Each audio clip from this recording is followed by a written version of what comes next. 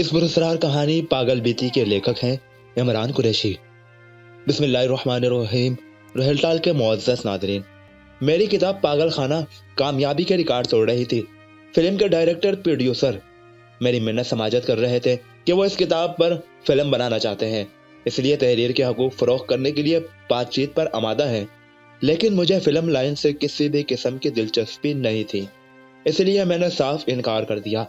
اب میرے ایڈیٹر کا بھی یہی تقاضا تھا کہ پاگلوں پر مزید کوئی تحریر ارسال کرو تاکہ اس پر کام کیا جا سکے۔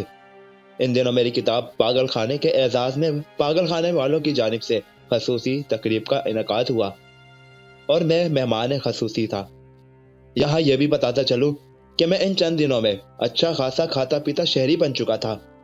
سفری سیل مین والی نوکری کو خیر بات کہنے کے بعد میں نے اپنی تمام تر توجہ کا مرکز کہانیوں کی اشاعت کو ہی بنا لیا تھا۔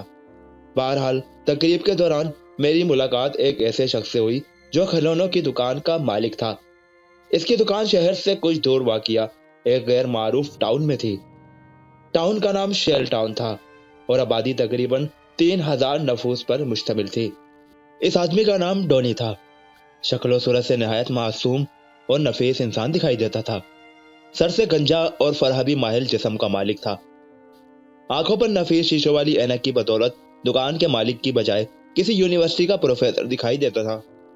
مجھے اس کی پاگل خانے میں موجودگی سمجھ میں نہیں آ رہی تھی، لیکن اس کی زبانی مجھے جس حیرت انگیز کہانی کے متعلق معلومات حاصل ہوئی وہ نہایت اچھوتی اور رونگٹے کھڑے کر دینے والی تھی۔ اس آپ بیتی کو صفحہ کرتاس پر بکھیرتے ہوئے مجھے 2 مہینے سے زیادہ کا عرصہ لگ گیا۔ تو اب آپ بیتی کی جانب آئیے جسے میں نے کہانی کی صورت دے دی ہے۔ اس کی حیرت انگیز آپ بیتی کی ابتدا اس وقت ہوئی جب اس نے شیل ٹاؤن میں چلتی ہوئی دکان نہایت سستے داموں میں خریدی۔ کرسمس کی آمد تھی۔ لوگ کھلونوں اور پھلوں کی دکان پر ٹوٹ پڑ رہے تھے۔ ڈونی نے دکان خریدنے کے فوراً بعد کرسمس ٹری آرڈر پر بنوا کر دکان کے فرنٹ پر بنے ہوئے برآمدے میں رکھوا دیے۔ شیل ٹاؤن کے مختصر افراد کا کرسمس ٹری پر ہجوم لگ گیا۔ وہ ٹری کی خریداری کے ساتھ کھلونوں اور پھولوں کی خریداری بھی کر رہے تھے، لیکن شام 5 بجے کے فوراً بعد شیل ٹاؤن کے بازار کی دکانیں بند ہونے لگی۔ لوگ خوفزدہ چہرے لیے گھروں کی جانب جانے لگے اور بازار میں یکلخت ویرانی پھیلنے لگی۔ ڈونی نے حیرت بھری نگاہوں سے بازار کی جانب دیکھا، جہاں ویرانگی کا اب عالم یہ تھا کہ انسان سے انسان جانور بھی دکھائی نہیں دے رہے تھے۔ اس نے کندھے اچکائے اور دکان میں داخل ہو کر کیش چیک کرنے لگا۔ اس کی پہلے دن کی سیل حیرت انگیز طور پر قابل رشک تھی۔ نہ جانے دکان کا پہلا مالک ایسے سستے داموں کیوں فروخت کر گیا تھا۔ یہ تو ایک منافع بخش کاروبار تھا۔ رقم کو مختصر کیش باکس میں رکھنے کے بعد اس نے باکس کو تالا لگایا اور پوری دکان میں طاہرانہ نگاہ ڈالی۔ شیلف پر رنگ برنگے کھلونے سجے ہوئے تھے۔ درمیان کے حصے میں بڑے بڑے جانوروں کے سبز بھرے لاشیں رکھے تھے۔ پرندوں کے لاشیں بھی وہاں استادہ کیے گئے تھے۔ ان سب کے علاوہ درمیان کی جگہ میں ایک بوڑھا آدمی اور بوڑھی عورت کے کپڑوں سے بنے ہوئے بت بھی کھڑے کیے گئے تھے۔ یہ سانتا کلاس کے مجسمے تھے۔ سرخ و سفید رنگ میں ملبوس خوبصورت بوڑھا جوڑا بوڑھے فرشتے کی کمر پر سرخ تھیلا لدا ہوا تھا جس میں کھلونے بھرے ہوئے تھے۔ عورت کے گبڑے وجود میں لکڑی کی لاٹھی نمایاں تھی جس پر عقاب کی تصویر کھدی ہوئی تھی۔ ڈونی کی محدود معلومات کے مطابق سانتا کلاس، جو کہ ایک فرشتے کا نام ہے، اس کے ساتھ عورت کا بت اس نے پہلے کبھی نہیں دیکھا تھا، لیکن یہاں تھا۔ کرسمس کی آمد پر اتنی جلدی بازار بند ہو جانے کی وجہ بھی اس کی سمجھ سے باہر تھی۔ باہر کیف اس نے الجھی ہوئی نگاہوں سے دکان کا جائزہ لیا، پھر لائٹ بند کرنے کے لیے بٹن کی جانب ہاتھ بڑھایا ہی تھا کہ دکان کا شیشہ کا دروازہ کھلا اور پولیس کا ایک سپاہی اندر داخل ہوا۔ ڈونی نے تفہیمی نگاہوں سے اس کی جانب دیکھا، تب وہ بولا، میرے خیال میں تم شیل ٹاؤن میں نو وارد ہوئے ہو، تبھی 5 بجنے کے بعد بھی دکان کھولے بیٹھے ہو، لیکن تمہارا یہاں مزید بیٹھنا فضول ہے، اب یہاں کوئی بھی کسٹمر نہیں آنے والا۔ کیوں؟ ڈونی نے حیرت بھرے لہجے میں پوچھا۔ دراصل کچھ عرصے سے شیل ٹاؤن پراسرار واقعات کی زد میں ہے۔ کبھی بند بازار میں سے درد بھری چیخوں کی آوازیں سنائی دیتی ہیں اور کبھی جلی ہوئی مسخ شدہ لاشیں دریافت ہوتی ہیں۔ کچھ دن پہلے 4 سے زیادہ لکڑی کے گھر آگ لگنے کی بدولت جل کر بھسم ہو گئے۔ فائر بریگیڈ والوں نے آگ بجھانے کی ناکام کوشش کی، لیکن حیرت انگیز طور پر آگ بجھنے کے بجائے مزید بھڑکتی چلی گئی، پر کوئی جانی نقصان نہیں ہوا، لیکن گھر کے رہائشی مالی طور پر تقریباً دیوالیہ ہو گئے۔ اب مزید 2 دنوں سے ٹاؤن کے بازار میں ریچھ نما مخلوق کو گھومتے پھرتے دیکھا گیا ہے۔ اس مخلوق نے کبھی کسی انسان کو نقصان نہیں پہنچایا، لیکن خوف و ہراس پھیلانے کا باعث ضرور بنی ہے۔ ایک مزید حیرت انگیز بات یہ ہے کہ اس مخلوق کی توجہ کا مرکز تمہاری حال میں خریدی گئی دکان ہے، اس لیے دکان کو فوراً بند کر دو اور گھر کی طرف روانہ ہو جاؤ۔ پولیس والے نے عجلت میں تفصیلات بتائی اور جواب سنے بغیر دکان کا دروازہ کھول کر باہر نکل گیا۔ ڈونی اس کے لب و لہجے میں چھپے ہوئے خوف و ہراس کو محسوس کر چکا تھا۔ معاملے کی سنگینی کا اندازہ اسے پولیس والے کے خوفزدہ ہونے سے بخوفی ہو گیا۔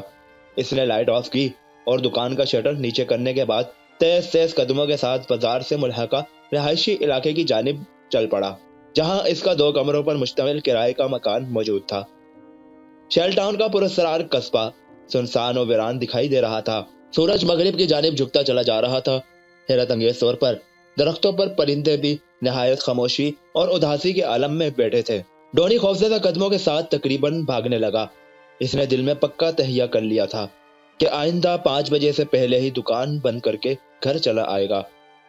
ٹاؤن کی ویرانی اور اداسی اسے پریشان کیے دے رہی تھی۔ ڈونی کا گھر 2 کمروں پر مشتمل ٹاؤن کے قریباً درمیان میں بنے جدید اور خوبصورت گھروں پر مشتمل آبادی کے اندر واقع تھا۔ گھر کے سامنے مختصر لان بنا تھا جسے باڑ کے ذریعے بند کروا دیا گیا تھا۔ باڑ کے آگے برآمدہ اور برآمدے کے آگے 2 کمرے۔ اس وقت تمام گھر والے اور ان کے سامنے لان سنسان دکھائی دے رہے تھے۔ ایسا معلوم ہوتا تھا جیسے کسی خوبصورت پینٹنگ کو سامنے رکھ دیا گیا ہو۔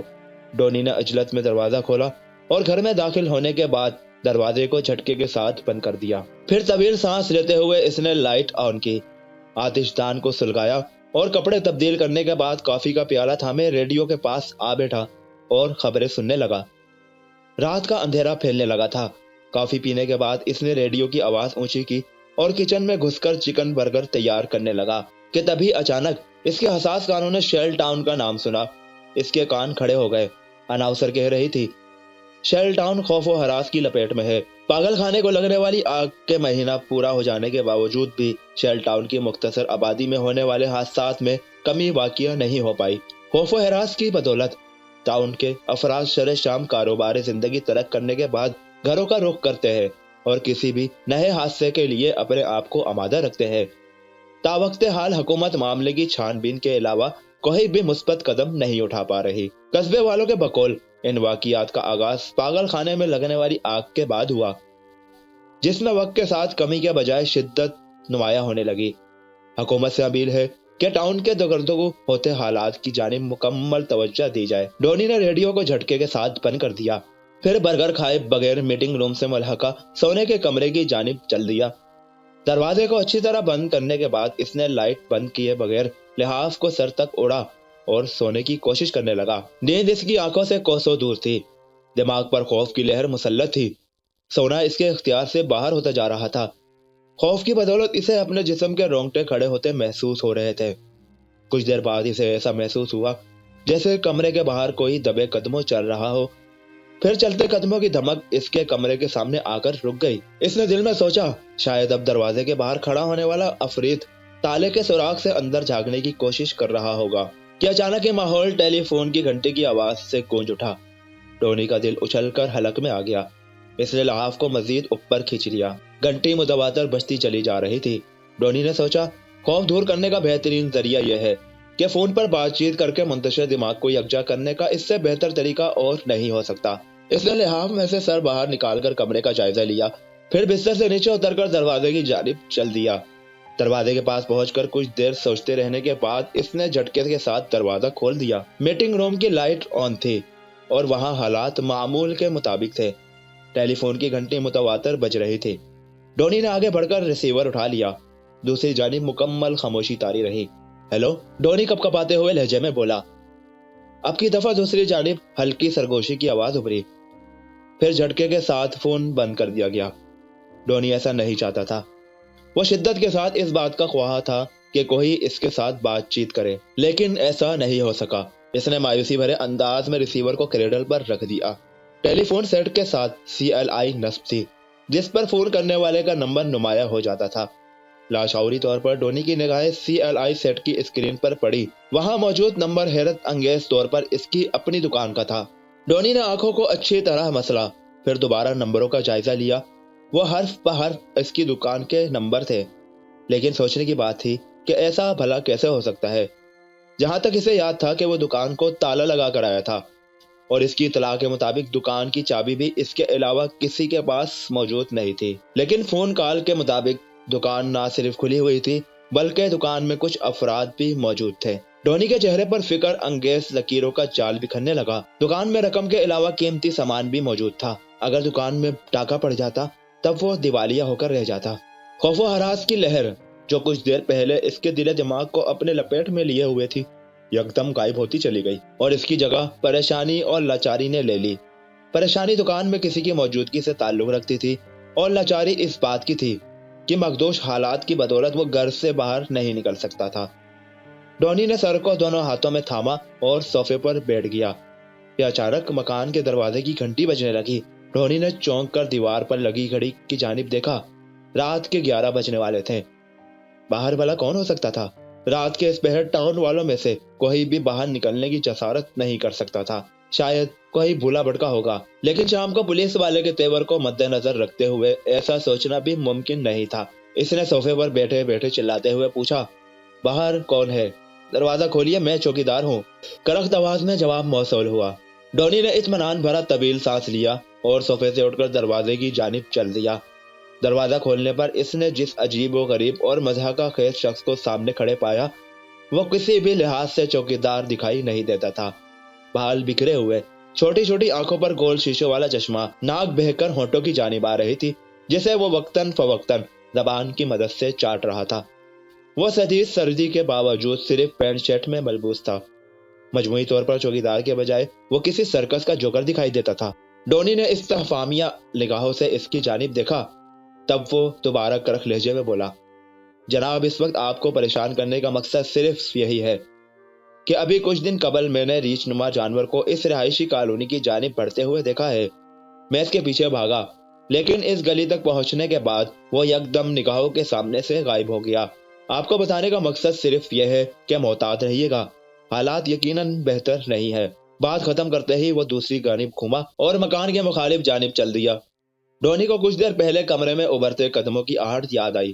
اس نے چلا کر چوکیدار کو اپنی جانب متوجہ کیا۔ چوکیدار نے سپاٹ نگاہوں کے ساتھ ڈونی کی طرف دیکھا۔ اس کی نگاہوں میں کسی بھی قسم کے تاثرات موجود نہیں تھے۔ ڈونی گھبرائے ہوئے لہجے میں بولا، ابھی کچھ دیر قبل مجھے میری دکان سے فون آیا تھا، میں نے فون اٹھایا، تب کسی نے بات چیت کیے بغیر فون بند کر دیا۔ تم یقین جانو، شام کو دکان بند کرنے سے پہلے وہاں کوئی بھی موجود نہ تھا۔ پھر ایسا کیسے ہو سکتا ہے کہ بند دکان جس میں کوئی موجود نہیں ہو وہاں سے فون کیا جا سکے؟ میرے اندازے کے مطابق دکان میں چور گھس گئے ہیں۔ غلطی سے انہوں نے فون کا ریسیور اٹھا کر نمبر ڈائل کر دیا، یوں مجھے پتہ چل گیا۔ ڈونی تفصیل بتانے لگا، اب میں یہ چاہتا ہوں کہ تم میرے ہمراہ دکان کی جانب چلو جو یہاں سے زیادہ دور نہیں ہے، میں تمہاری اس خدمت کا معاوضہ علیحدہ دوں گا۔ چوکیدار نے کوئی بھی جواب دیے بغیر اسبات میں سر ہلا دیا۔ ڈونی کا مقصد صرف گھر سے دور رہنا تھا، اس لیے اس نے جلدی سے گھر میں داخل ہو کر لباس تبدیل کیا اور چوکیدار کے ہمراہ دکان کی جانب چل دیا۔ راستے میں خاموشی طاری رہی۔ ٹاؤن کی گلیاں اندھیرے میں ڈوبی ہوئی تھی، انسانوں کا نام و نشان نہیں تھا۔ دکان تک پہنچنے میں انہیں تقریباً 10 منٹ لگ گئے۔ دکان کا شٹر اٹھا ہوا تھا اور شیشے کا دروازہ چوپٹ کھلا ہوا تھا۔ وہاں گہما گہمی کا یہ عالم تھا کہ ایک گائک اندر جا رہا تھا اور دوسرا باہر آ رہا تھا۔ ان کے ہاتھوں میں کھلونوں سے بھرے ہوئے شاپر تھامے ہوئے تھے۔ ڈونی کی آنکھیں حیرت کے مارے تقریباً پھٹنے لگی۔ اس نے چلاتے ہوئے اپنے پیچھے موجود چوکیدار سے مخاطب ہوتے ہوئے کہا، انہیں گرفتار کر لو، یہ سب چور ہے، میری دکان کا سامان چرا کر لے جا رہے ہیں۔ اسے اپنے پیچھے جواب سنائی نہیں دیا۔ ڈونی نے ہڑبڑا کر پیچھے دیکھا، لیکن وہاں چوکیدار کا نام و نشان موجود نہیں تھا۔ معاملہ ڈونی کے اختیار سے باہر ہو گیا اور وہ چیختے چلاتے دکان کی جانب بھاگ کھڑا ہوا۔ تب بے خیالی میں برآمدے کی سیڑھیاں چڑھتے ہوئے اس کا پاؤں پھسل گیا۔ وہ سیڑھیوں سے نیچے سڑک پر جا گرا۔ اس کے سر کا پچھلا حصہ پوری طاقت کے ساتھ سڑک سے ٹکرایا۔ اسے رات کے وقت سورج طلوع ہوتا دکھائی دیا، پھر چاروں طرف اندھیرا پھیلتا چلا گیا۔ صبح اندھیرے ڈونی کی آنکھ کھلی۔ اسے اپنے سر میں شدید دھماکے ہوتے محسوس ہو رہے تھے۔ دونوں ہاتھوں سے سر کو تھامے ہوئے وہ اٹھ کر بیٹھ گیا۔ ارد گرد اب ویرانی پھیلی ہوئی تھی۔ اس نے ہڑبڑا کر دکان کی جانب دیکھا، شٹر بند تھا اور دکان کو تالا لگا ہوا تھا۔ ڈونی نے سر کو ہلاتے ہوئے سوچا کہیں وہ خواب تو نہیں دیکھ رہا تھا، لیکن فوراً ہی اسے اپنے خیال کو مسترد کرنا پڑا۔ اس کی سڑک پر موجودگی اس بات کا اظہار کرتی تھی کہ وہ رات کو یقیناً یہاں تک آیا تھا۔ سر پر موجود کومڑا بھی اس بات کی نشاندہی کر رہا تھا کہ بدحواسی کے عالم میں سیڑھیاں چڑھتے ہوئے اس کا پاؤں پھسلا اور وہ سڑک پر آ گرا، جس کے بعد اسے ہوش و آواز کی دنیا کو ترک کرنا پڑا۔ بہرحال وہ سر کو دونوں ہاتھوں سے تھامے گرتا پڑتا گھر کی جانب چل دیا۔ دکان سے کچھ ہٹ کر اور رہائشی علاقے کے شروع میں اس نے 3-4 پولیس والوں کو قصبے کے کچھ افراد کے ہمراہ کھڑے ہوئے دیکھا۔ ڈونی کی حالت ایسی نہ تھی کہ وہ معاملے کے متعلق معلوم کرنے کے لیے ان سے بات چیت کرتا، اس لیے کنی کترا کر گھر کی جانب جانے والی گلی میں مڑ گیا۔ گھر پہنچ کر اس نے گرم پانی میں نمک شامل کیا اور غسل کرنے کے بعد ناشتہ تیار کرنے لگا۔ ریڈیو آن تھا، لیکن اس پر خبروں کا سلسلہ شروع ہونے میں کچھ دیر باقی تھی۔ ناشتہ کرنے کے بعد ٹونی نے کپڑے تبدیل کیے۔ اس کی حالت کافی حد تک سنبھل چکی تھی، آرام کرنا ممکن نہیں تھا۔ دکان کو شروع کے مراحل میں بند کر دینا اچھا نہیں تھا، اس لیے وہ خبریں سننے کے بعد دکان کی جانب چل دیا۔ موسم ابر آلود تھا اور یخبستہ ہوائیں شیل ٹاؤن کو گھیرے میں لیے ہوئے تھی۔ ڈونی نے دکان میں داخل ہوتے ہی گیس کا ہیٹر آن کیا اور کیش باکس کو چیک کرنے لگا۔ وہاں پچھلے دن والی رقم کے علاوہ مزید رقم بھی موجود تھی، یعنی رات کے وقت مزید خریداری ہوئی تھی، اور یہ خریداری اس کی عدم موجودگی کے دوران پراسرار گاہکوں کے ذریعے ہوئی تھی۔ اس نے پریشان نگاہوں سے دکان میں طاہرانہ نگاہ دوڑائی۔ دکان میں بہت سے کھلونے کم تھے، یقیناً وہی خریدے گئے تھے۔ تمام کھلونوں پر پرائس پرنٹ تھے۔ اس نے حساب لگایا، گزشتہ رات کی سیل کھلونوں کے فروخت کے مطابق تھی۔ اس نے مطمئن انداز میں سر ہلایا اور سوچنے لگا، مکفل دکان کو پراسرار طریقے سے کھولنے والے وہ پراسرار لوگ کون ہو سکتے تھے جو اس کی دکان کو نقصان پہنچائے بغیر کھلونوں کی خریداری کے بعد دکان مکفل کر کے وہاں سے خاموشی کے ساتھ چلے گئے۔ اچانک ڈونی کی نگاہ سامنے موجود سانتا کلاس کے مجسمے پر پڑی۔ وہاں سب کچھ معمول کے مطابق تھا، لیکن سانتا کلاس اور اس کے ساتھ کھڑی بوڑھی عورت کے مجسمے کے پاؤں میں پہنے ہوئے جوتوں پر خشک مٹی لگی ہوئی تھی۔ ڈونی کو اچھی طرح یاد تھا کہ پچھلی رات ایسا نہیں تھا۔ ان دونوں مجسموں کے پاؤں میں موجود جوتے صاف ستھرے تھے۔ یقیناً رات کو خریداری کرنے والے گاہک کپڑوں سے بنے مجسموں کو اپنے ہمراہ لے کر باہر گئے ہوں گے۔ جوتوں پر لگی ہوئی مٹی کی گرد اچھی معلوم نہیں ہو رہی تھی۔ گاہکوں کے آنے میں ابھی کچھ وقت باقی تھا۔ ڈونی نے دونوں مجسموں کے پاؤں سے جوتوں کو اتارا اور انہیں اچھی طرح جھاڑنے کے بعد دوبارہ پہنانے لگا۔ ابھی وہ جوتے مکمل طور پر پہنا بھی نہیں پایا تھا کہ دکان کا دروازہ کھلا اور پولیس کے 2 سپاہی اندر داخل ہوئے۔ ڈونی مجسموں کو چھوڑ کر اٹھ کھڑا ہوا۔ پولیس والوں نے ڈونی کے سراپے کا جائزہ لیا۔ پھر ایک سپاہی بولا، گزشتہ رات تمہاری دکان کے قریب شیل ٹاؤن کے ایک رہائشی کا قتل ہوا ہے۔ اس کی لاش اس کے گھر کے قریب سڑک پر پڑی ہوئی ملی ہے۔ گھر والوں کا کہنا ہے کہ رات کے 3 بجے دروازہ کھٹکا۔ دروازہ کھولنے پر انہوں نے جس شخص کو سامنے کھڑے ہوئے پایا، اس کے کہنے کے مطابق وہ رہائشی علاقے کے مکانوں کی چوکیداری کرتا ہے اور کچھ بات چیت کے لیے گھر کے سربراہ کو باہر لے جانا چاہتا تھا، لیکن حیرت انگیز طور پر وہ سانتا کلاس کے لباس میں ملبوس تھا، اس لیے گھر کا سربراہ اس کے ہمراہ باہر چلا گیا۔ اس کے بعد وہ واپس نہ آ سکا۔ صبح میں نے اپنے اسسٹنٹ کے ہمراہ جب ٹاؤن کا راؤنڈ لگایا تب اس آدمی کی لاش کو سڑک کے کنارے پڑے ہوئے پایا۔ اس کے سر کو ڈنڈا مار کر پھاڑ دیا گیا تھا۔ میں گاڑی لانے کے لیے واپس پولیس اسٹیشن کی جانب بھاگا، تب تمہیں میں نے دکان کی سیڑھیوں کے پاس بے ہوش پڑے ہوئے پایا۔ گاڑی لانا ضروری تھا، اس لیے میں تمہیں نظر انداز کر کے پولیس اسٹیشن چلا گیا۔ گاڑی کے ہمراہ جب واپس آیا تب میں نے تمہیں غائب پایا۔ بہرحال دکان کھلنے پر ہم نے دوبارہ تفتیش کا آغاز کرنے کی ٹھانی اور پولیس اسٹیشن چلے آئے۔ اب تم ہمیں بتاؤ کہ معاملہ کیا ہے۔ بات کرنے کے دوران اس کی نگاہ دکان کا جائزہ لینے میں مصروف تھی، بلکہ اطراف کا جائزہ لینے کے بعد سانتا کلاس اور اس کے ساتھ کھڑی بوڑھی عورت کے مجسمے پر جم گئی تھی۔ ڈونی اس کی نگاہوں میں پوشیدہ خیالات کو کسی حد تک جان گیا تھا۔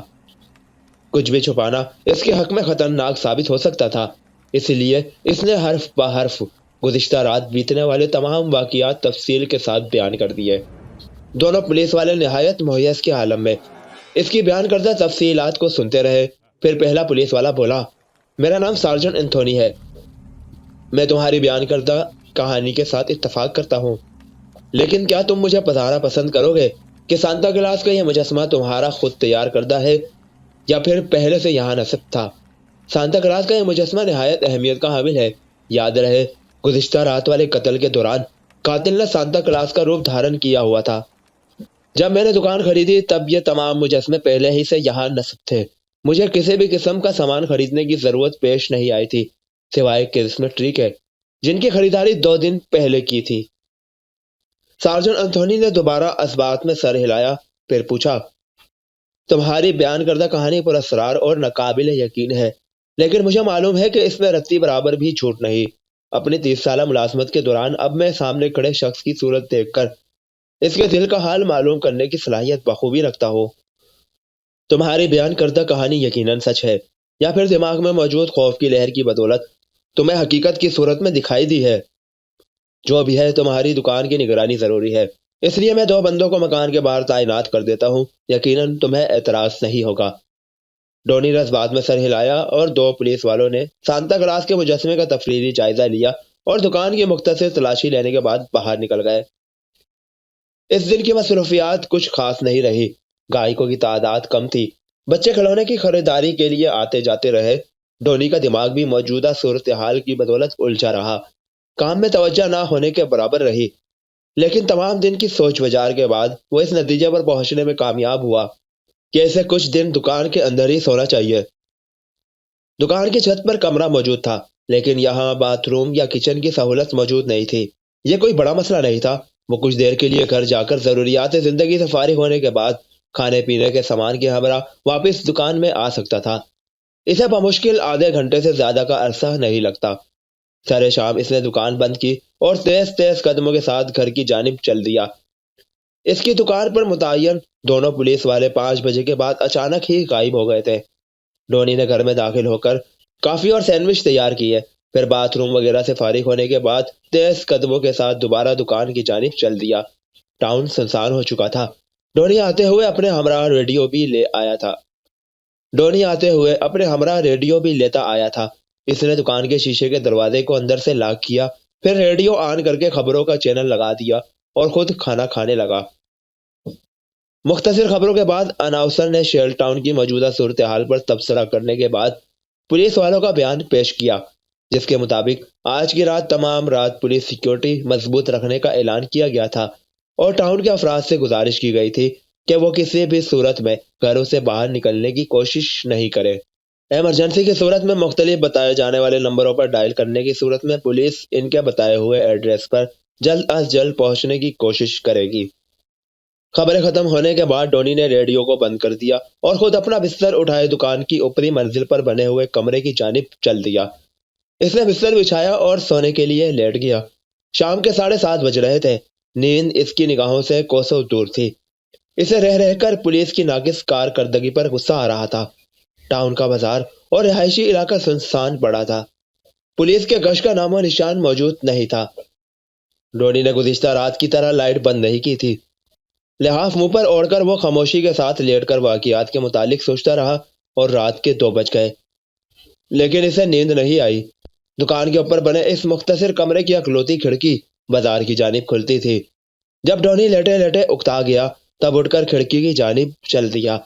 اس نے کھڑکی کھولی اور اسٹریٹ کی روشنی میں بازار کی دکانوں پر تفصیلی نگاہ دوڑائی۔ شٹرز بند تھے اور دور دور تک بازار سنسان دکھائی دے رہا تھا۔ ڈونی نے سوچا کہ وہ سڑک سے اوپر دکان کی دوسری منزل پر کتنا محفوظ ہے، کھڑکی کھول کر باہر جھانک سکتا ہے، لیکن اگر وہ سڑک کے درمیان میں کھڑا ہو جائے تب اس کے وجود کے ساتھ بازار میں گھومنے پھرنے والا قاتل کچھ بھی کر سکتا تھا۔ اس کی سوچ دھری کی دھری رہ گئی جب اس نے 4 آدمیوں کو سامنے کی گلی سے نکل کر اپنی دکان کی جانب آتے ہوئے دیکھا۔ ان کے چہرے قہر کی بدولت غیر واضح دکھائی دیتے تھے۔ وہ ایک دوسرے کے ہاتھ تھامے سڑک پار کرنے لگے۔ انداز ایسا تھا جیسے اسکول کی چھٹی کے بعد بچے سڑک پار کرتے ہوئے گھبراتے ہیں۔ بہرحال سڑک عبور کرنے کے بعد انہوں نے ڈونی کی دکان کا رخ کیا۔ ڈونی کو دکان کا نچلا حصہ صاف دکھائی نہیں دے رہا تھا۔ اس نے جسم کو کھڑکی کے راستے آدھے سے زیادہ باہر نکالا اور نیچے جھانکا۔ دکان کا مزید کچھ حصہ دکھائی دینے لگا۔ وہاں لوگوں کا ہجوم موجود تھا۔ وہ دکان میں گھسنے کی کوشش کر رہے تھے۔ ڈونی کو اپنے جسم کے رونگٹے کھڑے ہوئے محسوس ہوئے۔ سخت سردی کے باوجود بھی اس کا جسم پسینے سے بھیگنے لگا اور اس نے جھٹکے کے ساتھ کھڑکی کو بند کر دیا۔ پھر ہانپتا ہوا اپنے بستر پر آ بیٹھا۔ وہ سوچنے لگا، ان پرسرار لوگوں کا اس دکان کے ساتھ نہ جانے کیا تعلق ہے۔ وہ روزانہ وہاں آ کر خریداری کرتے ہیں اور رقم کو کیش باکس میں رکھ جاتے ہیں۔ اگر وہ چاہتے تو رقم کیش باکس میں رکھے بغیر کھلونے خاموشی کے ساتھ ہمراہ لے جا سکتے تھے، لیکن یہ ان کی ایمانداری کی انتہا تھی کہ وہ کھلونوں پر موجود رقم پڑھنے کے بعد اتنی ہی رقم کیش باکس میں رکھ کر کھلونے ہمراہ لے جاتے تھے۔ یعنی ان کی نیت بری نہیں تھی۔ ڈونی کو اپنے جسم میں موجود خوف کی لہر کم ہوتی محسوس ہوئی۔ وہ معاملے کے متعلق معلومات حاصل کر سکتا تھا نیچے دکان میں جا کر۔ یقیناً وہ اسے نقصان بھی پہنچا سکتے تھے، لیکن اگر وہ سیڑھیوں کے پاس کھڑا ہو کر اپنی موجودگی کو پوشیدہ رکھتے ہوئے ان کی باتیں سننے کی کوشش کرتا، تب یقیناً ان کے ارادے کے متعلق آگاہی حاصل کر سکتا تھا۔ اس نے لحاف ایک جانب رکھا اور دیوار کے ساتھ رکھی پردہ لٹکانے والی فالتو پڑی لوہے کی راڈ کو اٹھایا اور دروازہ کھول کر دبے قدموں نیچے دکان کی جانب سیڑھیوں پر قدم رکھ دیا۔ اسے مختلف لوگوں کے بولنے کی آوازیں سنائی دینے لگی۔ ایسا معلوم ہوتا تھا جیسے بہت اہم موضوع زیر بحث بنا ہوا ہو۔ آخری سیڑھی کے پاس پہنچ کر اس نے احتیاط کے ساتھ سر آگے بڑھاتے ہوئے دکان کے اندر جھانکا۔ وہاں 15 کے قریب لوگ موجود تھے۔ ان میں زیادہ تر کے چہرے مسک تھے اور جسم پر آگ سے جھلسنے کے نشان موجود تھے۔ ان میں زیادہ تر زمین پر آلتی مارتی باڑے بیٹھے تھے، جبکہ ایک نوجوان جوڑا ان سے کچھ ہٹ کر کاؤنٹر پر ایسے پرجوان تھا کہ لڑکی کا سر لڑکے کے کاندھے پر ٹکا ہوا تھا۔ لڑکی زاروں قطار رو رہی تھی اور نوجوان اسے چپ کروانے کی کوششوں میں مصروف تھا۔ ڈونی نے زمین پر بیٹھے ہوئے لوگوں کا جائزہ لیا۔ ان میں مرد، عورتیں، بچے، بوڑھے سب شامل تھے۔ اچانک نوجوان لڑکے نے لڑکی کے جسم کو ایک جانب ہٹاتے ہوئے سیڑھیوں کی جانب دیکھا اور اونچی آواز میں بولا، ڈونی، تمہیں پریشان ہونے کی ضرورت نہیں ہے۔ سیڑھیوں سے اتر کر سامنے آ جاؤ۔ میں تمہیں یقین دلاتا ہوں کہ تمہیں نقصان نہیں پہنچایا جائے گا۔ سیڑھیوں کے پاس کھڑے ہوئے ڈونی کا دل اچھل کر حلق میں آ گیا۔ اس نے اوپری کمرے کی جانب بھاگنے کے متعلق سوچا، لیکن فوراً ہی خیال کو مسترد کر دیا۔ کمرے میں گھس کر بھلا وہ کیوں کر ان سے چھپ سکتا تھا؟ وہ بآسانی دروازے کو توڑ کر اسے گرفتار کر سکتے تھے۔ بہتری اسی میں تھی کہ وہ جیسا کہہ رہے تھے خاموشی کے ساتھ ویسے ہی کرتا جائے۔ ڈونی نے حلق میں آتے ہوئے تھوک کو نکلا اور کانپتے ہوئے قدموں کے ساتھ سیڑھیاں اتر کر دکان کے درمیان میں آ کھڑا ہوا۔ نوجوان لڑکا کاؤنٹر سے نیچے اتر آیا۔ زمین پر بیٹھے ہوئے افراد نے حرکت کرنے کی کوشش نہیں کی۔ ایسا معلوم ہوتا تھا جیسے وہ بے جان تراشے ہوئے بتوں کے مجسمے ہو جن میں سے جان نکال لی گئی ہو۔ لڑکی اپنے چہرے پر موجود آنسوؤں کے ریلے کو صاف کرنے میں مصروف تھی۔ ڈونی کمرے کے درمیان میں آ کھڑا ہوا۔ نوجوان نے تشکر بھری نگاہوں سے اس کی جانب دیکھتے ہوئے کہا، ڈونی، تمہاری دکان استعمال کرنے کے لیے ہم معذرت خواہ ہیں، لیکن مخدوش حالات کی بدولت مجبوراً ہمیں ایسا کرنا پڑا۔ میرا نام بل شیٹ ہے اور یہ میری بیوی این ہے۔ اگر اعتراض نہ ہو تو ہمارے ہمراہ بیٹھ کر ہمارے موجودہ مسئلے کا حل تلاش کرنے میں ہماری مدد کر سکتے ہو۔ ہم تمہارے شکر گزار ہوں گے۔ ڈونی نے اس بات میں سر ہلایا اور قریب ہی موجود کرسی پر بیٹھ گیا۔ لڑکا جس کا نام بل تھا وہ دوبارہ کاؤنٹر پر چڑھ کر بیٹھ گیا۔ اس کے جلے ہوئے چہرے پر کرختگی کے تاثرات نہیں تھے، بلکہ معصومیت کا رجحان تھا۔ ڈونی کو اپنے دل میں اٹھتا ہوا خوف کم ہوتا محسوس ہوا۔ اس نے اطمینان کا طویل سانس لیا، پھر بل سے مخاطب ہوتے ہوئے پوچھا، مجھے یہ جان کر الجھن محسوس ہو رہی ہے کہ دکان کے باہر لگے تالے کو تم نے کیسے کھولا، بلکہ آج تو دکان اندر سے لاک تھی۔ پھر بھی تمہاری موجودگی اس بات کا اظہار کر رہی ہے کہ تم نے دروازے کو پراسرار طریقے سے کھولا ہے۔ اس کے علاوہ مجھے تمہاری یہاں موجودگی کی وجہ بھی سمجھ نہیں آ رہی۔ بل نے کچھ دیر خاموش ہو کر سوچتے رہنے کے بعد جواب دیا، تالا کھولنا کسی انسان کے لیے مشکل ہوگا، لیکن روحیں اس سے بالاتر ہیں۔ ڈونی کو اپنے جسم کے رونگٹے کھڑے ہوتے محسوس ہوئے۔ اس نے پھریری لی، پھر کرسی پر پہلو بدل کر بیٹھ گیا۔ بل بولتے چلا جا رہا تھا، ہمیں اس دنیا سے رخصت ہوئے تقریباً 1 مہینے سے زیادہ کا عرصہ ہو چکا ہے، لیکن ہم آج بھی دربدر ہیں۔ ہمیں کھوج ہے اپنے بچے کی۔ شاید تم ہماری مدد کر سکو۔ ہمیں تم سے کوئی بھی غرض نہیں، اس لیے کہ تم چیل ٹاؤن کے رہائشی نہیں ہو۔ اگر رہائشی ہوتے تب یقین جانو کہ ہم تمہیں زندہ نہیں چھوڑتے۔ ڈونی نے بے چین لہجے میں بات درمیان میں کاٹ دی اور پھر پوچھا، تم مجھے مسئلہ بتاؤ، ہو سکتا ہے میں اسے سلجھانے کا باعث بن سکوں۔ اگر ایسا نہ بھی ہو سکا تب بھی کوشش ضرور کروں گا۔ بل کاؤنٹر سے نیچے اتر آیا۔ اس نے کاؤنٹر کی دوسری جانب موجود کرسی کو گھسیٹا اور ڈونی کے سامنے بیٹھ گیا۔ اس کی بیوی این خاموشی کے ساتھ کاؤنٹر پر بیٹھی تھی۔ بل نے ڈونی کی جانب دیکھتے ہوئے کہا، بہتری اسی میں ہے کہ میں تمہیں اپنی آپ بیتی تفصیل کے ساتھ سنا دوں۔ مسئلے کے متعلق جانکاری کے لیے ایسا کرنا ضروری ہے۔ ڈونی نے اسبات میں سر ہلایا۔ تب کچھ دیر خاموش رہنے کے بعد بل ہم کلام ہوا۔ یہ آج سے تقریباً 1.25 مہینے پہلے کی بات ہے، یا شاید اس سے کچھ کم، مجھے صحیح طرح یاد نہیں، لیکن ہم سب شیل ٹاؤن کے پاگل خانے میں زیر علاج تھے۔ پاگل خانے کے سربراہ کا نام ہنری ولسن تھا۔ وہ نرم خو اور سلجھا ہوا انسان تھا۔ شیل ٹاؤن پاگل خانے کے تمام پاگل اسے عزت و احترام کی نگاہ سے دیکھتے تھے۔ وہ تھا بھی اسی قابل۔ میں نے اسے کبھی بھی کرخت لہجے میں بات کرتے ہوئے نہیں دیکھا تھا۔ آپ بیتی کی شروعات تب ہوئی جب میری شادی این کے ساتھ ہونی طے پائی۔ میں اور این ایک دوسرے سے بے تحاشا محبت کرتے تھے۔ ہمارا علاج بھی تقریباً مکمل ہو چکا تھا۔ پاگل خانے سے فارغ ہونے میں تقریباً 2 مہینے باقی رہ گئے تھے۔ سر ہنری ولسن میرا امتحان لینے کے لیے مجھے ٹاؤن کے بازار میں بھیجا کرتے تھے تاکہ میں سودا سلف کی خریداری کر کے انہیں اس بات کا یقین دلا سکوں کہ میرا علاج بخیر و خوبی پایا تکمیل کو پہنچ چکا ہے۔ میں اس امتحان میں پورا اترنے کے لیے نہایت زور و شور سے کوششوں میں مصروف تھا، لیکن پھر نہ جانے کیسے تمام حالات مختلف رخ دھارنے لگے۔ ہوا کچھ یوں کہ شادی سے پہلے جب میں سودا سلف کی خریداری کے لیے پاگل خانے سے باہر ٹاؤن کے مختصر بازار کا رخ کرتا تھا، تب این ہمیشہ میرے انتظار میں بیٹھی ہوتی تھی۔ وہ مجھ سے درخواست کرتی تھی کہ بازار سے واپسی کے دوران میں اس کے لیے چاکلیٹ، چپس اور گلاب کے پھول لے کر آؤں۔ اسے پھول بہت پسند تھے۔ میں ہمیشہ ایسا ہی کرتا۔ میں سودا سلف بعد میں خریدتا، لیکن این کی فرمائش کردہ چیزیں پہلے اکٹھی کرتا تھا۔ پاگل خانے کے تمام ڈاکٹر، نرسیں اور مزید اسٹاف ہماری محبت کے متعلق بخوبی جان چکے تھے۔ ہماری محبت کو مد نظر رکھتے ہوئے ڈاکٹروں کی میٹنگ بیٹھی، جس میں فیصلہ ہوا کہ ہمارے سرپرست اعلیٰ سے اجازت لے کر شادی کر دی جائے۔ ہو سکتا ہے اس تجربے کے مثبت اثرات نمایاں ہو۔ یوں ہماری شادی ہوئی۔ اپنی شادی کا دن میں رہتی دنیا تک نہیں بلا سکتا۔ شادی کے بعد بھی ہماری محبت میں کمی واقع نہیں ہوئی، بلکہ ہر آنے والے دن کے ساتھ محبت بڑھتی چلی گئی۔ مجھے وہ دن نہیں بھولتا جب شٹر ڈے کے کسی تہوار کے دوران پاگل خانے میں پاگلوں کے علاوہ صرف سر ہنری ولسن اور نوکر یا نرسیں موجود تھی۔ تب پاگلوں کے لگاتار اصرار کے بعد سر ہنری ہمیں کہانی سنانے کے لیے آمادہ ہو گئے۔ رات کا وقت تھا اور خوشگوار بہار کے دن تھے۔ سر ہنری نے ہمیں اس رات جو کہانی سنائی، اس کا نام بانسری والا تھا۔ یاد رہے، اس کہانی کا اس آپ بیتی کے ساتھ گہرا تعلق پایا جاتا ہے، اس لیے سنانا ضروری ہے۔ ہوا کچھ یوں کہ ایک گاؤں میں چوہوں کی تعداد یخلک بڑھنے لگی۔ جب یہ تعداد خطرناک حدود سے تجاوز کر جاتی، تب وہ ایک ایسی بانسری والے کی خدمات حاصل کرتے ہیں جس کی بانسری کی دھن میں جادو جیسی تاثیر ہوتی ہے۔ بانسری والا گاؤں والوں کو چوہے کی خطرناک بڑھنے والی تعداد سے نجات دلانے کے لیے رقم کا مطالبہ کرتا ہے۔ گاؤں والے اقرار میں سر ہلاتے ہوئے اسے یقین دلاتے ہیں کہ کام مکمل ہونے کے فوراً بعد وہ معاوضہ اسے دے دیں گے۔ بانسری والا دوسرے دن سب سویرے بانسری کی دل فریب دھن چھیڑتا ہے۔